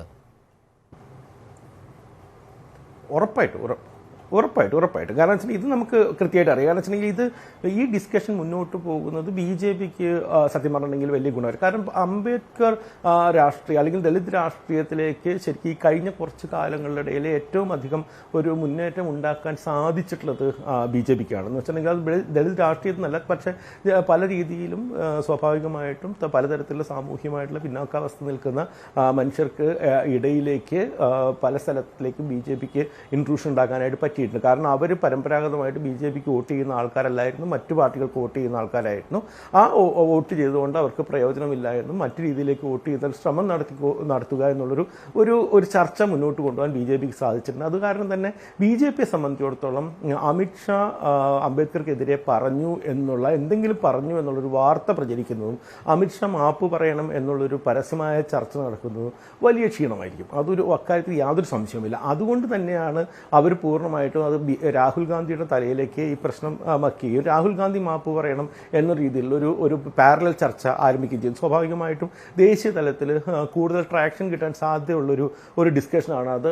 അതിലേക്ക് അവർ മുന്നോട്ട് കൊണ്ടുപോകാനുള്ള ഒരു ശ്രമമായിരിക്കും. അതൊരു നമുക്ക് കാണാം, നമുക്ക് എത്രയോ കാലമായിട്ട് അതിപ്പോൾ ആര് ഭരിക്കുന്ന കാലത്താണെങ്കിലും ഭരണ കക്ഷികൾ സ്വാഭാവികമായിട്ടും ചെയ്യുന്ന ഒരു കാര്യമാണ്. അതായത് അവർക്ക് അംഗബലം കൂടുതലുള്ളതുകൊണ്ടും ശബ്ദം കൂടുതലുള്ളതുകൊണ്ടും അവർക്ക് അനുകൂലമായിട്ടുള്ള ഒരു മാധ്യമ സ്പേസ് ഉള്ളതുകൊണ്ടും ആ ഡിസ്കഷനെ മുന്നോട്ട് കൊണ്ടുപോകാനായിട്ട് അവരെ സംബന്ധിച്ചിടത്തോളം ഈസി ആയിട്ട് സാധിക്കുകയും ചെയ്തു. അപ്പോൾ അത് കാരണം തന്നെ ഇന്നിപ്പോൾ പാർലമെന്റ് നടന്നിട്ടുള്ള ഈ ഉന്തും തള്ളും തുടങ്ങിയിട്ടുള്ള കാര്യം, അതിനെ തുടർന്നുള്ള കാര്യങ്ങൾ എന്നൊക്കെ പറഞ്ഞിട്ടുണ്ടെങ്കിൽ നമുക്ക് സ്വാഭാവികമായിട്ട് അറിയാം ആ ഡിസ്കഷൻ എന്ന് പറയുന്നത് മറ്റേ ഡിസ്കഷനിൽ നിന്ന് നമുക്ക് വഴിമാറ്റാനുള്ള ഒരു കാരണം മാത്രമാണ് അത് കാരണം തന്നെ അതിന് വലിയ നിലനിൽപ്പോ സംഭവങ്ങളോ ഒന്നും ഉണ്ടാവില്ല. പക്ഷേ അമിത്ഷാ മാപ്പ് പറയണമെന്ന് എത്രത്തോളം ഇന്ത്യ സഖ്യം ആവശ്യപ്പെടാൻ പോകുന്നതോ അത് തുടർച്ചയായിട്ട് ആവശ്യപ്പെടാൻ പോകുന്നതോ അത്രമാത്രം രാഹുൽ ഗാന്ധിക്ക് എതിരായിട്ടുള്ള ബാഷിങ് ഇപ്പുറത്ത് BJPയും സഖ്യവും തുടരുമെന്ന കാര്യത്തിൽ യാതൊരു സംശയമില്ല. വരും ദിവസങ്ങളിൽ അത് കാണേണ്ടി വരികയും ചെയ്യും. പക്ഷേ ഇതുവരെ ഇപ്പോൾ അവസാനത്തെ പ്രസ് മീറ്റ് വന്ന സമയത്ത് പോലും ആ ഒരു വിഷയത്തിൽ നിന്ന് മാറാൻ ശ്രീ മോഹൻ വർഗീസ് കോൺഗ്രസും ഇന്ത്യ സഖ്യവും തയ്യാറായിട്ടില്ല. അതിനർത്ഥം അവർ കൃത്യമായിട്ട് ആ പൊളിറ്റിക്സ് നിലനിർത്തിക്കൊണ്ട് പോകുവാൻ തന്നെ ശ്രമിക്കുന്നുണ്ട്. അംബേദ്കർ വിഷയം പരമാവധി കത്തിച്ചു നിർത്തുവാനുള്ള ശ്രമം നടത്തിക്കൊണ്ടേയിരിക്കുകയാണ് കോൺഗ്രസ്. അതുകൊണ്ട് തന്നെയാണല്ലോ രാഹുൽ ഗാന്ധി ഈ പാർലമെന്റ് കവാടത്തിലെ ഈ സംഭവങ്ങൾ പറയുമ്പോഴും ഖർഗെയെയും എന്നെയും ആക്രമിച്ചു എന്ന് പറയുമ്പോഴും അമിത്ഷാ മാപ്പ് പറയണം എന്ന ആ ഒരു വാചകത്തിൽ അദ്ദേഹം ഉറച്ചു നിൽക്കുന്നുണ്ട്. അംബേദ്കറെ അപമാനിക്കുകയായിരുന്നു അമിത്ഷാ ചെയ്തത് എന്ന കാര്യത്തിലും അദ്ദേഹം ആവർത്തിച്ച് ഇക്കാര്യം വ്യക്തമാക്കുന്നതിലൂടെ ഒരു കാര്യം വ്യക്തമാണ്, ഈ വിഷയം കത്തിച്ചു നിർത്തുവാൻ തന്നെയാണ് കോൺഗ്രസിന്റെ ശ്രമം. തീർച്ചയായും ശ്രീ മഞ്ജുഷ്, ഈ വിഷയം കത്തിച്ചു നിർത്താൻ തന്നെയാണ് കോൺഗ്രസിന്റെ തീരുമാനം. അത് തന്നെയാണ് കോൺഗ്രസിന്റെ താല്പര്യം. ഒരുപക്ഷെ ദീർഘകാല താല്പര്യം ആണ് ഇപ്പോൾ കോൺഗ്രസ് കാട്ടുന്നത്. കാരണം ഇവിടെ ഡെമോഗ്രാഫിക് ഫാക്ടേഴ്സ് വളരെ ഇമ്പോർട്ടൻ്റ് ആണ്. ജനങ്ങൾ വോട്ട് ബാങ്ക് പോളിറ്റിക്സ് എന്ന് പറയുന്നത് ഒരു പാർട്ടിക്കും തുച്ഛീകരിച്ച് കാണാവുന്നൊരു കാര്യമല്ല. ഇവിടെ ഒന്നൊന്നായി കോൺഗ്രസിൻ്റെ നേതൃത്വത്തിലുണ്ടായിരുന്ന സർദാർ വല്ലഭായ് പട്ടേൽ ഉൾപ്പെടെയുള്ള പലരുടെയും ലെഗസി ഇപ്പോൾ ചോദ്യം ചെയ്യപ്പെടുകയാണ്. കോൺഗ്രസിൻ്റെ ലെഗസി തന്നെയാണോ അതോ മറ്റൊരു ദേശീയതയുടെ അല്ലെങ്കിൽ ഹിന്ദു ദേശീയതയുടെ ഒരു ലെഗസിയാണോ എന്ന രീതിയിൽ പുതിയ നറേറ്റീവ്സ് വരികയാണ്, പുതിയ വ്യാഖ്യാനങ്ങൾ വരികയാണ്. അവിടെ അംബേദ്കർ കൂടി നഷ്ടപ്പെട്ടാൽ സമ്മതിക്കുന്നു, കോൺഗ്രസുമായി ഇണങ്ങിയും പിണങ്ങിയും ഒക്കെ തന്നെ നിന്നയാളാണ് അംബേദ്കർ. ഇവിടെ അംബേദ്കറിനെ കുറിച്ച് പുതിയതായി വരുന്ന നെറേറ്റീവ്സ്, ഇപ്പോൾ ഈ അടുത്ത സമയത്ത് വരുന്ന ഈ ചർച്ചയിൽ തന്നെ ഉരുത്തിരിഞ്ഞ് വരുന്ന ഒരു നെറേറ്റീവാണ് അംബേദ്കർ കോൺഗ്രസ് പാർട്ടിയുടെ വിദേശ നയത്തെ കടന്നാക്രമിച്ചു. അപ്പോൾ അതിൻ്റെ കതിരും പതിരും തെളിയേണ്ട കാര്യമുണ്ട്. കാരണം ഒരു ചരിത്രത്തിൽ സംഭവിച്ച ഒരു കാര്യമെന്ന നിലയിൽ എന്താണ് സംഭവിച്ചത്? അംബേദ്കറിനറിയാം ഈ ഇന്ത്യയുടെ വിദേശ നയത്തിൻ്റെ നെഹ്റുവിയൻ പോളിസി, കാരണം വിദേശ നയത്തിൻ്റെ ശില്പി നെഹ്റുവാണല്ലോ. അപ്പം നെഹ്റുവിയൻ പോളിസിയിൽ വരുന്ന പോരായ്മകൾ അന്ന് കോൺഗ്രസിനുള്ളിൽ തുറന്നെതിർക്കാൻ ആരും തന്നെ ഉണ്ടായിരുന്നില്ല. അവിടെ വേറിട്ടൊരു നിലപാട് ഉണ്ടാക്കി. എന്തുകൊണ്ട് അയൽ രാജ്യങ്ങളുമായും ചുറ്റുപാടുമുള്ള മേഖലയുമായും സൗഹാർദ്ദത്തിൽ കഴിയാൻ കഴിയുന്നില്ല? അതുകൊണ്ടല്ലേ 386 കോടിയുടെ ബഡ്ജറ്റാണ്, അന്ന് ചെറിയ ബഡ്ജറ്റാണ്, ഇന്ത്യ ശൈശവ ദിശയിലാണ്, അതിൻ്റെ പകുതിയോളം ഡിഫൻസിന് വേണ്ടി ചെലവഴിക്കുന്നതിൻ്റെ സാങ്കത്യമാണ് വളരെ താത്വികമായി ശ്രീ അംബേദ്കർ പറയാൻ ശ്രമിച്ചത്. അങ്ങനെയെങ്കിൽ കുറച്ചുകൂടി ബന്ധങ്ങൾ മെച്ചപ്പെടുത്താൻ നമ്മുടെ വിദേശ നയം, നെഹ്റുവിൻ്റെ വിദേശ നയം ഉപയോഗിച്ചാൽ എന്തുകൊണ്ട് ഈ ഡിഫൻസ് സ്പെൻഡിങ് കുറച്ചുകൂടാ? അതാണ് അംബേദ്കർ പറഞ്ഞത്. അതിപ്പോൾ ഇന്ത്യയുടെ വിദേശ നയത്തെ, നെഹ്റുവിയൻ വിദേശ നയത്തെ കഠിനമായി എതിർത്തു. അതായിരുന്നു പുറത്തു പോകാനുള്ളൊരു കാരണം എന്ന് പറയുന്നത് പൂർണ്ണമായി ചരിത്രപരമായി ശരിയല്ല. രണ്ടാമത്തെ ഒരു കാരണമുണ്ട്. ഈ കാശ്മീരിൻ്റെ കാര്യത്തിൽ ആർട്ടിക്കിൾ 370 കാര്യത്തിൽ അംബേദ്കർ വിയോജിപ്പ് രേഖപ്പെടുത്തി. അത് കൃത്യമായി വിയോജിപ്പല്ല രേഖപ്പെടുത്തിയത്.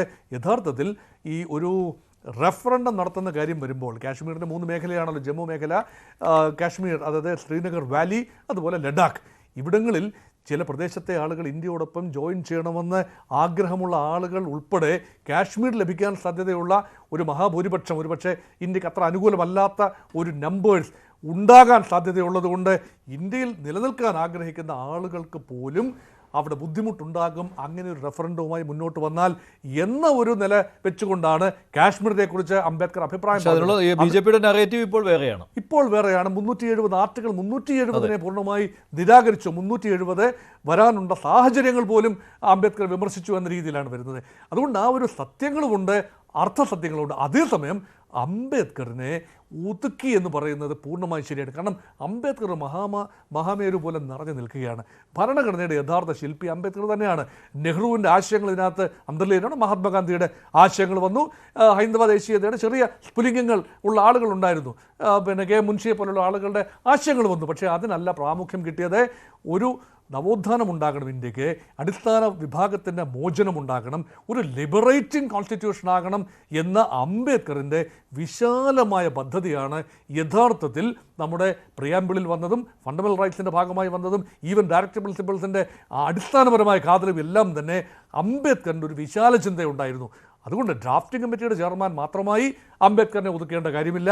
അംബേദ്കറൈറ്റ്സ് ചിന്തകളാണ് ഇന്നത്തെ ഭരണഘടനയുടെ ഒരു ബേസ്. ആ ഒരു ഭരണഘടന ഇപ്പോൾ ഉയർത്തിപ്പിടിക്കുന്നു. അംബേദ്കറിനെ ആയ കാലത്ത് തള്ളിപ്പറഞ്ഞ കോൺഗ്രസ് ഇപ്പോൾ അംബേദ്കർ നൽകിയ ആശയങ്ങളെ ഒരുപക്ഷെ ഭാരതീയ ജനതാ പാർട്ടിയേക്കാൾ കൂടുതൽ ഉയർത്തിപ്പിടിക്കുന്നു. അത് കോൺഗ്രസിൻ്റെ ആവശ്യമാണ്, ഇന്ത്യ മുന്നണിയുടെ ആവശ്യമാണ്. ഇപ്പോൾ അവർ പ്രതിരോധത്തിലായതുകൊണ്ട് അവരുടെ ആവശ്യമാണ്. ആ ഒരു കാര്യത്തിൻ്റെ അനൗചിത്യം BJP ചൂണ്ടിക്കാണിച്ചു എന്നത് മാത്രമാണ് ഭരണഘടനാ ചർച്ചയിലുണ്ടായത്. ആദ്യഘട്ടത്തിൽ കോൺഗ്രസിനും ഇന്ത്യ മുന്നണിക്കും കാര്യമായ നേട്ടമുണ്ടാകുമെന്ന് പ്രതീതി തോന്നി. കാരണം ഭരണഘടനയാണല്ലോ താരം. അപ്പോൾ ഭരണഘടനയെക്കുറിച്ച് ചർച്ചയുണ്ടാകുമ്പോൾ കോൺഗ്രസിന് കസറാം എന്ന രീതിയിലുള്ള ചിന്ത ചർച്ച അങ്ങോട്ട് മൂത്തപ്പോൾ മനസ്സിലായി കോൺഗ്രസ് പ്രതിരോധത്തിലായി. അടിയന്തരാവസ്ഥ, അതുപോലെ 42ാം ഭരണഘടനാ ഭേദഗതി, അതുമാത്രമല്ല നെഹ്റുവിയൻ കാലത്ത് തന്നെ നടന്ന ഭരണഘടനാ നിഷേധങ്ങൾ, സംസ്ഥാന സർക്കാരുകളെ പിരിച്ചുവിടുന്നത് പോലെയുള്ള കാര്യങ്ങൾ.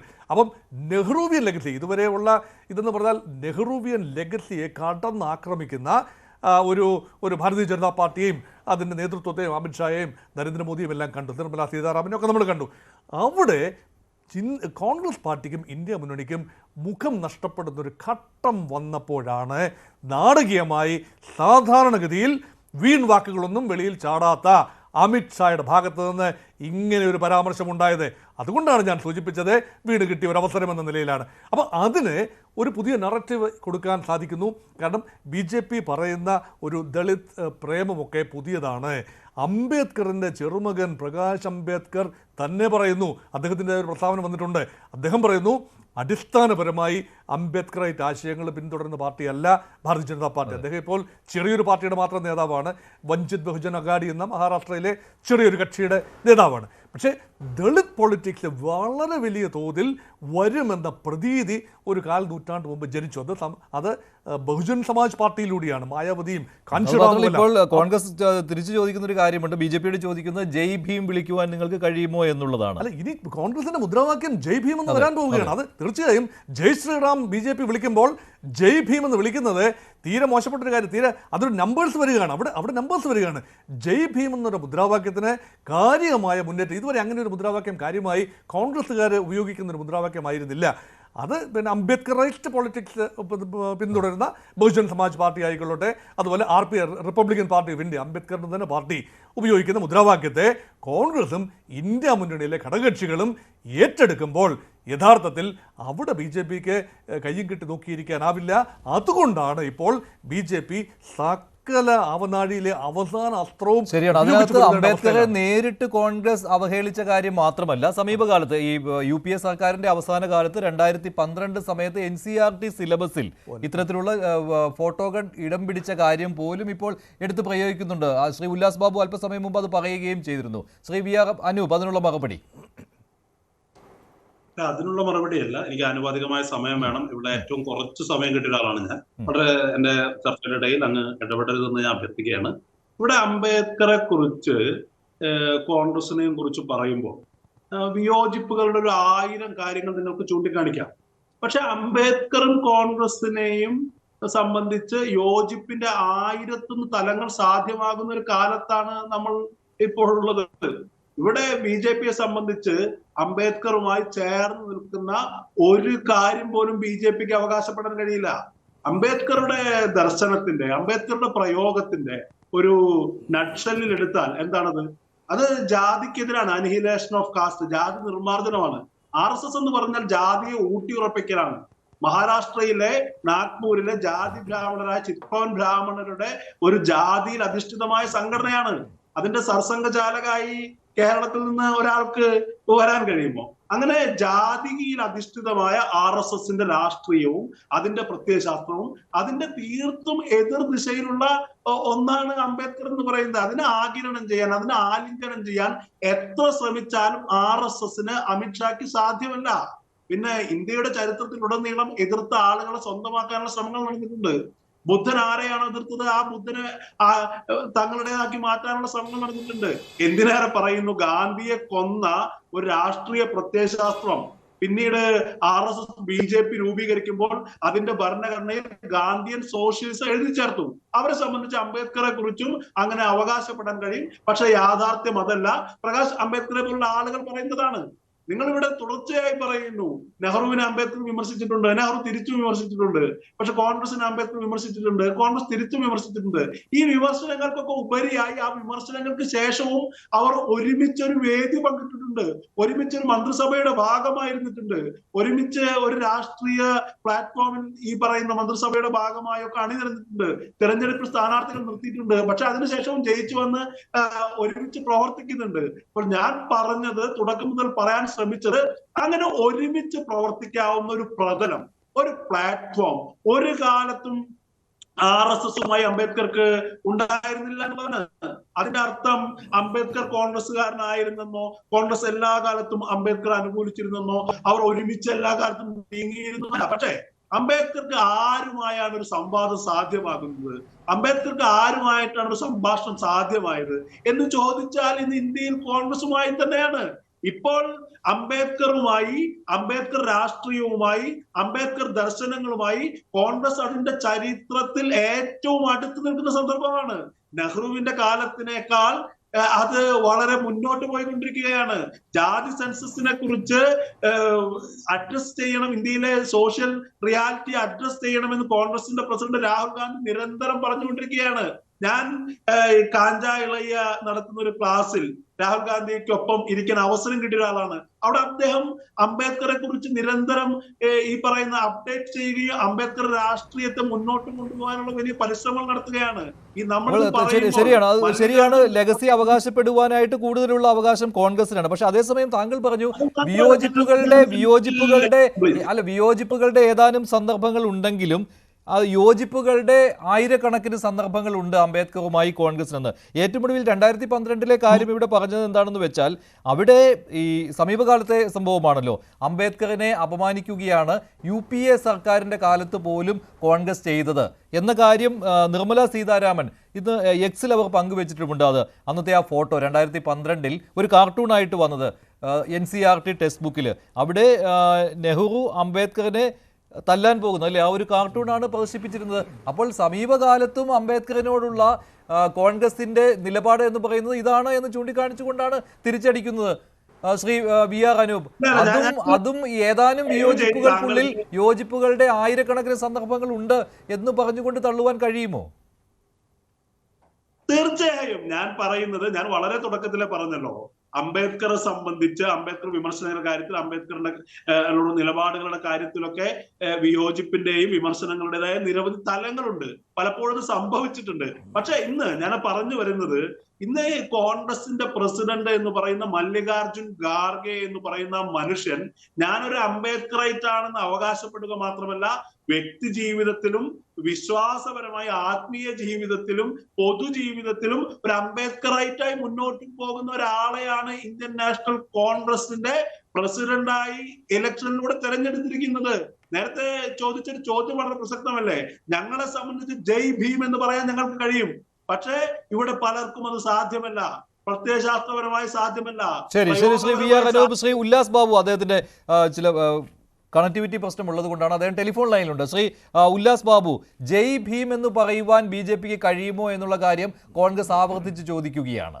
അതുപോലെ തന്നെ വിയോജിപ്പുകളുടെ ഏതാനും തലങ്ങളുണ്ടെങ്കിലും യോജിപ്പുകളുടെ അനേകായിരം തലങ്ങൾ അംബേദ്കറുമായിട്ടുണ്ട് എന്ന് പറഞ്ഞുകൊണ്ടാണ് ആ ലെഗസി കോൺഗ്രസ് അവകാശപ്പെടുന്നത്. അത് BJPക്ക് ഉണ്ടോ എന്നുള്ളതാണ് ചോദ്യം. അല്ല മഞ്ജുഷ, ഞാനൊരു കാര്യം ചോദിച്ചോട്ടെ. ഞാൻ കുറച്ചു നേരം നിങ്ങളുടെ കണക്ഷൻ കട്ടായി പോയിരുന്നു. എന്ത് അടിസ്ഥാനമാണുള്ളത് മഞ്ജുഷ? ഇതിനകത്ത് വാക്കുകൾക്കിടയിലൂടെ പ്രയോഗിച്ചൊരു വരി തെറ്റാണ്. കോൺഗ്രസിനാണ് കൂടുതൽ അവകാശപ്പെടാൻ എന്തായാലും പറയാ യോഗ്യതയുള്ളത് എന്ന് മഞ്ജുഷ് പറഞ്ഞു. 100% തെറ്റല്ല. എന്ത് യോഗ്യതയാണ് മഞ്ജുഷ നിങ്ങൾ ഇവർക്ക് കൽപ്പിച്ചു കൊടുത്തിട്ടുള്ളത്? അംബേദ്കറിന്റെ കാലഘട്ടം നിങ്ങൾ കൃത്യമായി നോക്കുക. അംബേദ്കറിനെ ഉപദ്രവിക്കാനും അംബേദ്കറിനെ തോൽപ്പിക്കാനും അംബേദ്കറിനെ കൂടെ നിർത്താതിരിക്കാനും അംബേദ്കറിന്റെ പടം പോലും പാർലമെന്റിൽ വെക്കാതിരിക്കാനും അംബേദ്കർക്ക് ഒരു ആദരവ് പോലും കൊടുക്കാതിരിക്കാനും അംബേദ്കർ നഖശികാന്തം എതിർക്കുകയും ചെയ്തിരുന്ന ആയ കാലത്ത്, നേരത്തെ മോഹൻജി പറഞ്ഞ പോലെ ആയ കാലത്ത് അദ്ദേഹത്തിനെ ഉപദ്രവിക്കാവുന്നതിന്റെ മാക്സിമം ഉപദ്രവിച്ചവർ ഇന്ന് അതും കൊണ്ടു നടക്കുന്നതിന്റെ അർത്ഥം എന്താണ്? അവർക്ക് രാഷ്ട്രീയപരമായിട്ട് ഈ ഇന്ത്യ മഹാരാജ്യത്ത് സ്പേസ് നഷ്ടപ്പെടുന്ന സമയത്ത് അവർ അതിനെ ഒരു പൊളിറ്റിക്കൽ ടൂളാക്കി മാറ്റുമ്പോൾ ഞാൻ കൃത്യമായി പറയുന്നു, BJPക്ക് അംബേദ്കർജി എന്ന് പറയപ്പെടുന്ന പൊളിറ്റിക്കൽ ടൂളല്ല. ഞങ്ങളെ സംബന്ധിച്ചിടത്തോളം ഇന്ത്യയുടെ വളർച്ചയുടെ, ഇന്ത്യയുടെ തുടക്കത്തിൽ ഇന്ത്യയുടെ ഭരണഘടന, ഇന്നത്തെ ഇന്ത്യയുടെ ഉണ്ടാക്കുന്ന ഭരണഘടനയിലെ ആ വ്യക്തമായിട്ടുള്ള കാഴ്ചപ്പാടോടുകൂടി ഈ നാടിന് സമ്മാനിച്ച വ്യക്തി എന്ന് പറയപ്പെടുന്നത് ഈ ദേശീയത, ഏറ്റവും വലിയ ദേശീയതയുടെ ഭാഗമാണ്. അദ്ദേഹത്തെ ഞങ്ങൾ ഒരു തരത്തിൽ പോലും ഇന്ന് ഈ നിമിഷം വരെ ഞങ്ങൾ അദ്ദേഹത്തോട് വിയോജിപ്പ് പ്രകടിപ്പിച്ചിട്ടില്ല. കോൺഗ്രസ് വിയോജിപ്പാണോ പ്രകടിപ്പിച്ചത്? അല്ലല്ല. കോൺഗ്രസ് അയാൾ നശിപ്പിക്കുന്നതിന് വേണ്ടിയുള്ള പ്രവർത്തനമാണ് നെഹ്റുവിന്റെ കാലഘട്ടത്തിൽ ഉണ്ടായത്. അദ്ദേഹം സമ്മാനിച്ച ആ കാര്യങ്ങളെ എല്ലാം ചവിട്ടിയരച്ചവരാണ് ഈ കോൺഗ്രസ്. പിന്നെ SC ST ദളിത് വിഭാഗങ്ങളോടും അതുപോലെ തന്നെ OBC വിഭാഗങ്ങളോടും മഞ്ജുഷയെ ഞാൻ എടുത്തു ചോദിച്ചോട്ടെ, ഇന്ത്യൻ പ്രസിഡന്റ് മുതൽ ഇന്ത്യൻ പ്രധാനമന്ത്രി മുതൽ ഞങ്ങൾ നൽകിയിട്ടുള്ള സ്ഥാനമാനങ്ങൾ ഏത് സംവിധാനത്തിന്റെ ഭാഗമായിരുന്നു?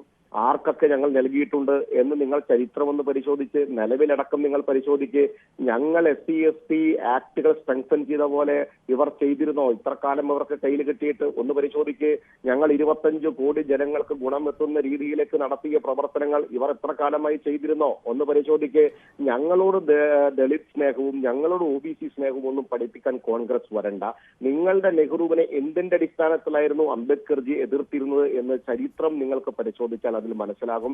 നിങ്ങൾ ഇന്ന് അംബേദ്കർജിയെ ഉയർത്തിപ്പിടിക്കുന്നതും നിങ്ങൾ ഇന്ന് ഭരണഘടനയെ നെഞ്ചോട് ചേർത്ത് നടക്കുന്നതും ഒക്കെ നിങ്ങളുടെ ഒരു രാഷ്ട്രീയ ടൂളായി ഉപയോഗിച്ച് എങ്ങനെയെങ്കിലും ഇത് കുക്ക് ചെയ്ത് പൊടിച്ചു കൊണ്ടുവരാൻ സാധിച്ച അധികാരത്തിൽ കയറിയിരുന്ന് എന്തെങ്കിലും നടപ്പിലാക്കാൻ പറ്റുമോ എന്നുള്ള ഒരു ഉദ്ദേശത്തിന്റെ അടിസ്ഥാനത്തിലാണ്. ഞങ്ങൾക്കതില്ല സാർ. ഞങ്ങൾ 2 ടേമും ഭരണം കഴിഞ്ഞ് 3-ാം ടേമും ഭരണം വെക്കുമ്പോൾ നിങ്ങളുടെ ഈ പറഞ്ഞ അപക്വമായ രാഷ്ട്രീയത്തിന്റെ അടിമയായിട്ടുള്ള വ്യക്തി ഇന്നും പ്രതിപക്ഷത്തിരിക്കുന്നതിന്റെ ആൾക്ക് ഡിപ്രഷനാണെന്നേ. അദ്ദേഹം കിടന്ന് ഓടിയിടുന്നു, ബഹളം വെക്കുന്നു, തള്ളുന്നു, ഉള്ളുന്നു. ഇത്ര 2 MP-മാർ പക്ഷേ അങ്ങനെ തോന്നുന്നില്ല. പക്ഷേ ശ്രീ ഉല്ലാസ് ബാബു, ഈ ചർച്ച, ഈ അംബേദ്കർ ചർച്ച അധിക ദിവസം നീണ്ടു നിൽക്കരുത്, അതിനധികം ആയുസ് ഉണ്ടാകരുത് എന്ന് ഭരണപക്ഷം ഉറപ്പിച്ചിട്ടുണ്ട്. അതിന്റെ ഒരു പ്രതിഫലനമല്ലേ ഇന്ന് പാർലമെന്റ് കവാടത്തിൽ കണ്ടത്? ആ ചർച്ച മറ്റൊരു വശത്തേക്ക് മാറ്റുകയാണ്. രാഹുൽ ഗാന്ധിക്കെതിരെ പരാതി കൊടുക്കുന്നു, കേസെടുപ്പിക്കാനുള്ള സമ്മർദ്ദം വരുന്നു. ഇതൊക്കെയല്ലേ അവിടെ നടക്കുന്നത്? അതായത് അത് ശ്രദ്ധ തിരിക്കുവാനുമാണ് ഉള്ള ഒരു തന്ത്രം എന്ന രീതിയിലല്ലേ അതിനെ കാണാൻ പറ്റുകയുള്ളൂ. അല്ല, മഞ്ജുഷ് മാധ്യമ പ്രവർത്തകനാണല്ലോ. മഞ്ജുഷ് മാധ്യമങ്ങള് വീഡിയോ കണ്ടില്ലേ? ചോര പൊടിക്കുന്ന രീതിയിലേക്ക് ഒരു കവാടത്തിൽ ഉണ്ടായ വിഷയങ്ങളെ ചെറുതായി നിങ്ങൾ കാണണ്ട. എന്തിന്റെ അടിസ്ഥാനത്തിലായിരുന്നു ഇത്? കോൺഗ്രസ് അവർക്ക് ആരോഗ്യപരമായിട്ടുള്ള ചർച്ച അവിടെ നടക്കുമ്പോൾ അതിൽ ഇവർക്ക് തിരിച്ചടി നേരിടുന്നുവെന്നും ഇവരുടെ പൂർവികർ ചെയ്തു വെച്ചിട്ടുള്ള പ്രവർത്തികൾ നാട് മനസ്സിലാക്കപ്പെടുന്നു എന്നും മനസ്സിലാക്കുമ്പോൾ അതിൽ നിന്ന് ശ്രദ്ധ തിരിക്കില്ല ചെയ്തത്. ഇന്ന് ഇവർ എന്തിനാണ് നാഗാലാൻഡിൽ നിന്ന് വന്ന M P from which community? നിങ്ങൾ പറ. ആ പരാതിയിലുണ്ടല്ലോ. ആ പരാതി നിങ്ങൾക്ക് ഞാൻ അയച്ചു തരണോ? എന്തിന്റെ അടിസ്ഥാനത്തിലായിരുന്നു രാഹുൽ ഗാന്ധി അപക്വമായി പെരുമാറിയത്, അപമര്യാദയായി പെരുമാറിയത്? എന്ത് അടിസ്ഥാനത്തിലായിരുന്നു 2 MP-മാർ ആശുപത്രിയിലേക്ക് പോയത്? ചെറുതായിട്ട് കാണണോ നിങ്ങളതിനെ? കേരളത്തിലാണ് നടന്നെങ്കിൽ അതിനെ ചെറുതായി കാണോ? നിങ്ങൾ ഒരു കാര്യം മനസ്സിലാക്കേണ്ടത്, ഇവർ ഇത് കൊണ്ടു നടക്കുന്നത് ഇവർക്കുള്ള രാഷ്ട്രീയമായിട്ട് മറ്റൊരു തരത്തിലും BJP-യെ നേരിടാൻ സാധിക്കാത്തതിന്റെ അടിസ്ഥാനത്തിൽ ഇവർക്ക് ജയിച്ചു വരണം, അധികാരം വേണം, വിദേശ ശക്തികൾക്ക് ഇവർ പറഞ്ഞു കൊടുത്തിട്ടുള്ള വാക്കുറപ്പിച്ചിട്ടുള്ള കാര്യങ്ങൾ നടപടിയാക്കി കൊടുക്കണം. പാർലമെന്റ് എന്തിനാണ് ഇവർ സ്തംഭിപ്പിക്കുന്നത്? പാർലമെന്റിൽ എന്താണ് ഇവർ ബഹളം വെക്കുന്നത്? ഇവർ ഈ കുറുക്കന്മാരെ പോലെ പാർലമെന്റിൽ ഓടിയിട്ടിട്ട് പാർലമെന്റിന്റെ പ്രവർത്തനത്തെ സ്തംഭിക്കുന്നത് ഇവർക്ക് ബാഹ്യ ശക്തികൾക്ക് കൊടുത്ത ഉറപ്പിന്റെ അടിസ്ഥാനത്തിലാണെന്ന്. ഇന്ത്യ മഹാരാജ്യത്തെ നശിപ്പിച്ച് മതിവരാത്ത ഒരു തരം കാടന്മാരുടെ സ്വഭാവത്തിൽ ഈ പ്രതിപക്ഷ സംവിധാനം ഇവിടെ നടന്നു പോവുകയല്ലേ? ഞങ്ങൾക്ക് ചർച്ചയ്ക്ക് ഒരു പരാതിയില്ല സാർ, ഞങ്ങൾക്കൊരു ഭയമില്ല സാർ. ഞങ്ങൾ ഇന്ത്യൻ ഭരണഘടനയോട് ഒരു നീതികേട് കാണിച്ചിട്ടില്ല സാർ. ഞങ്ങൾ ഈ നാടിനോട് ഇത്ര കാലം കൃത്യമായിട്ട് തന്നെ പ്രവർത്തിച്ചു. ശരി, അവരൊരു ചോദ്യം കൂടി ചോദിക്കുന്നുണ്ട്. അത് അനൂപ് ആവർത്തിച്ചപ്പോൾ ചോദിച്ച കാര്യമാണ്. ജയ് ഭീം വിളിക്കുവാൻ കഴിയുമോ എന്നാണ്. BJP-ക്ക് ജയ് ഭീം കഴിയുമോ എന്നുള്ള കാര്യമാണ് ഇവിടെ അനൂപ് ഉന്നയിച്ച ഒരു കാര്യമാണ്. ഞാനൊരു കാര്യം ചോദിച്ചോട്ടെ. അനൂപ് സംസാരിക്കുമ്പോൾ ഞാൻ പറ്റില്ലല്ലോ. കാട്ടിൽ താമസിക്കുന്ന ആളുകൾ അത്ര മോശക്കാരാണോ? കോൺഗ്രസ് കാടന്മാരെന്ന് പറയുന്നത് ഇവരുടെ ഉള്ളിലുള്ള ദളിത് വിരുദ്ധത, ആദിവാസി വിരുദ്ധതയൊക്കെയാണ് അമിത്ഷാ തൊട്ട് ഉല്ലാസ് ബാബു വരെയുള്ള ആളുകൾ ഛർദ്ദിച്ചു വെക്കുന്നത്. അത് വിവരമില്ലായ്മ ഡയലോഗ് എടുക്കാൻ എന്റെ അടുത്തേക്ക് വരേണ്ട രൂപ. കൃത്യമായിട്ട് ശൈലിയിലേക്ക് നിങ്ങൾ പ്രതിപക്ഷ സംവിധാനം ഉപയോഗിച്ച് പ്രവർത്തിച്ചവരോട് പോയി പഠിപ്പിക്കാൻ പോയാൽ മതി. എന്റെ അടുത്തേക്ക് നിങ്ങൾ കൊണ്ടുവരണ്ട. അവനവന്റെ പാർട്ടി പരാജയപ്പെട്ട് ഇന്ത്യ മഹാരാജ്യത്തെ തകർന്നടിച്ച് പോയ സമയത്ത് ഒരു ഉളുപ്പമില്ലാതെ അവനെ ന്യായീകരിക്കാൻ വരുന്നവരുടെ പേരൊന്നും അനുവദിച്ച് ഞാൻ വിളിക്കാത്ത സംസ്കാരം കൊണ്ടാണ് മനസ്സിലാക്കുക. നിങ്ങളൊരു കാര്യം എടുത്താൽ രാഹുൽ എന്ന് പറയപ്പെടുന്ന വൃത്തികെട്ട അബദ്ധമായിട്ടുള്ള പെരുമാറ്റമുള്ള ഒരു MP ഈ ഇന്ത്യ ശരി ശരി, ഞാൻ ഒന്ന് ഇടപെടുകയാണ്. സമയം കഴിയാറെ, അതുകൊണ്ടാണ് ശ്രീ ഉല്ലാസ് ബാബു ദയവായി നിർത്തുക. ശ്രീജിത്ത് ദിവാകരൻ, എത്ര നാൾ ഇത് നീട്ടിക്കൊണ്ടു പോകുവാൻ, ഈ ജയ് ഭീം ക്യാമ്പയിൻ നീട്ടിക്കൊണ്ടു പോകുവാൻ കോൺഗ്രസിനും ഇന്ത്യ സഖ്യത്തിനും കഴിയും? അതോ അത് അൽപായുസിൽ നിന്ന് പോകുമോ? താങ്കളുടെ ഒരു നിരീക്ഷണം എങ്ങനെയാണ്?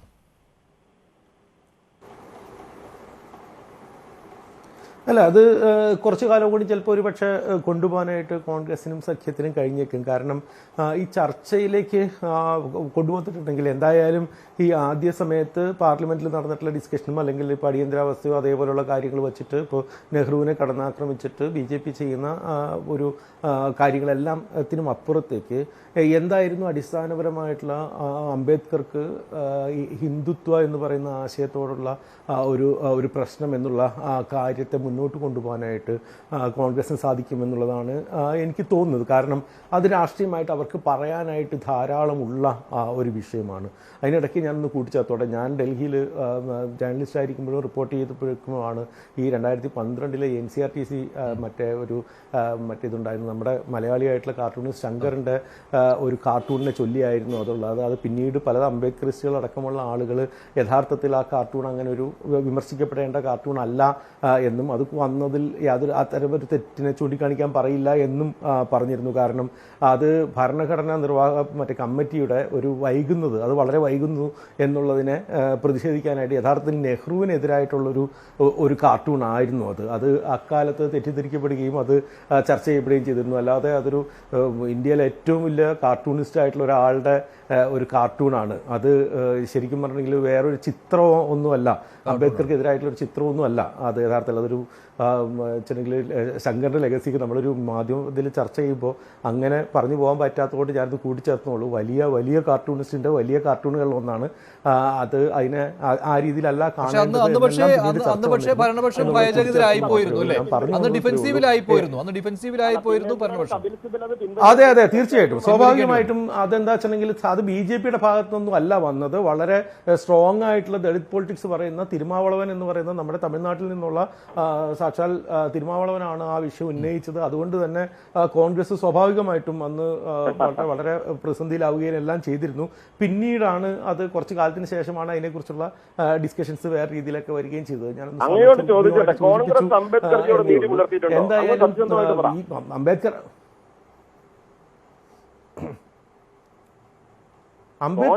നീതി പുലർത്തിയിട്ടുണ്ടോ ഇല്ലയോ, കോൺഗ്രസ് നീതി പുലർത്തിയിട്ടുണ്ടോ ഇല്ലയോ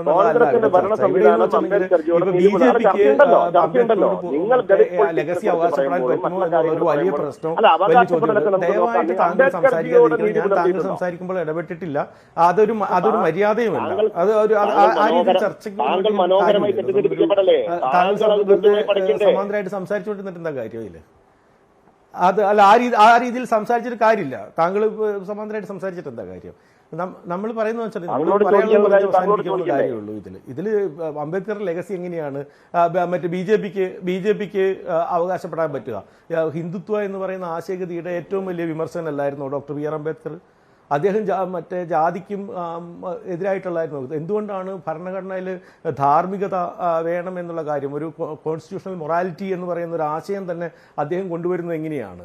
ഈ മറ്റേ ഇന്ത്യയുടെ ഭരണഘടന ഈശ്വരനാമത്തിലല്ല ആരംഭിക്കേണ്ടതെന്നും വി ദ പീപ്പിൾ എന്ന് പറഞ്ഞ രീതിയിൽ ഇപ്പോൾ മറ്റേ കാമത്തടക്കമുള്ള അന്നത്തെ ഹിന്ദു മഹാസഭയുടെ പക്ഷത്തിൽ നിൽക്കുന്ന ആളുകൾ വോട്ടിനിട്ടിട്ട് പോലും അത് പറ്റില്ല എന്നും, മറിച്ച് ഇത് മറ്റേ ദൈവനാമത്തിലല്ല ആരംഭിക്കേണ്ടതെന്നും ഇന്ത്യയിലെ സാധാരണ മനുഷ്യരുടെ പേരിലാണ് ആരംഭിക്കേണ്ടതെന്നും, കാരണം ഇന്ത്യ ഒരു സെക്യുലർ സ്റ്റേറ്റ് ആണ് എന്നും ഭരണഘടനയിൽ ഇത് ചെയ്തിരുന്നതാണ്. അതേപോലെ തന്നെ സാഹോദര്യം എന്ന് പറയുന്ന ഒരു ആശയം എൻ്റെ ഗുരുവായിട്ടുള്ള ബുദ്ധൻ്റെ അടുത്ത് നിന്ന് ഞാൻ സ്വീകരിച്ചതാണ് എന്ന് പറഞ്ഞിട്ടുണ്ട്. അതുകൊണ്ട് തന്നെ ഈ അടിസ്ഥാനപരമായിട്ടുള്ള ഒരു ആശയത്തെ, ഈ ഹിന്ദുത്വ എന്നൊരു പറയുന്ന ഒരു ആശയത്തെ എതിർത്തിരുന്ന ഒരാളാണ് ഞാൻ. പറയുന്നതെന്ന് വെച്ചിട്ടുണ്ടെങ്കിൽ അതിനെ ആ ഡിസ്കഷൻ ഇന്ത്യയിലുള്ളതാണ്. അതിനെ മുന്നോട്ട് കൊണ്ടുപോകാനായിട്ട് കോൺഗ്രസ് സ്വാഭാവികമായിട്ടും ഈ അവസരം ഉപയോഗിക്കുമെന്നുള്ളതാണ് ഞാൻ പറഞ്ഞു വരുന്നൊരു കാര്യം. കാരണം എന്ന് വെച്ചിട്ടുണ്ടെങ്കിൽ ഈ ചർച്ച ദീർഘകാലമായിട്ട് നിലനിൽക്കുന്ന ഇന്ത്യയിലെ ഒരു ദളിത് പൊളിറ്റിക്സ് മുന്നോട്ട് കൊണ്ടുപോരുന്ന ഒരു ചർച്ച.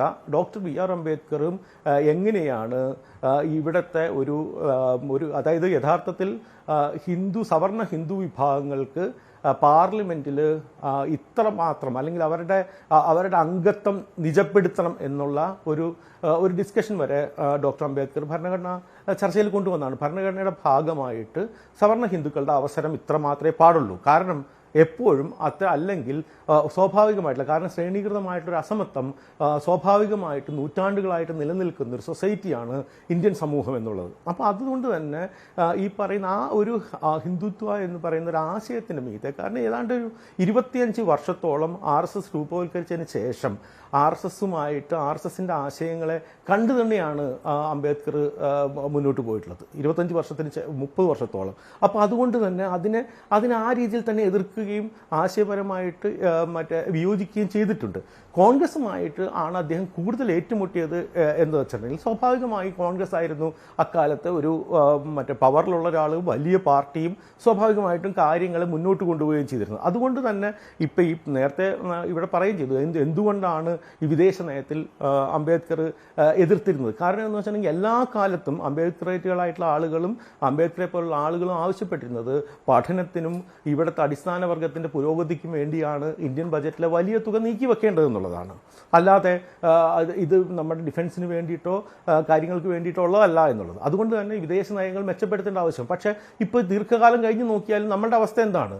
നമ്മളുടെ ഇപ്പോഴത്തെയും പുതിയ ബജറ്റുകൾ അടക്കമുള്ള എല്ലാ സ്ഥലത്തും ഇവിടെ അടിസ്ഥാന വർഗ്ഗങ്ങൾക്കോ അല്ലെങ്കിൽ ഇവിടെ നമ്മുടെ പഠനത്തിനോ വേണ്ടിയിട്ട് ചെലവാക്കുന്ന തുകയുടെ എത്രയോ ഇരട്ടിയാണ് ഇപ്പോഴും തിരിവെക്കുന്നത്. അപ്പോൾ ആ അംബേദ്കറുടെ വിമർശനം ഈ എത്ര മറ്റ് ഗവൺമെന്റുകൾ മാറി വന്നാലും ഇപ്പോഴും അതിന് പ്രസക്തിയുണ്ട് എന്ന കാര്യത്തിൽ സംശയമില്ല. എന്തായാലും ഈ വിഷയങ്ങൾ അംബേദ്കറുടെ ആശയങ്ങൾ സ്വാഭാവികമായിട്ടും അത് ഉയർത്തിക്കൊണ്ട് തന്നെ വരുവാനും അത് നിലനിർത്തിക്കൊണ്ടു പോകുവാനും കോൺഗ്രസും സഖ്യ പാർട്ടികളും ശ്രമിക്കുമെന്ന കാര്യത്തിൽ യാതൊരു സംശയമില്ല. വരും ദിവസങ്ങളിൽ മൗണ്ട് ബാറ്റനെ നെഹ്റു കത്ത് എഴുതിയത് അംബേദ്കർ ഹിന്ദു ഫണ്ടമെന്റലിസ്റ്റ് ആണെന്നാ, മനസ്സിലായോ?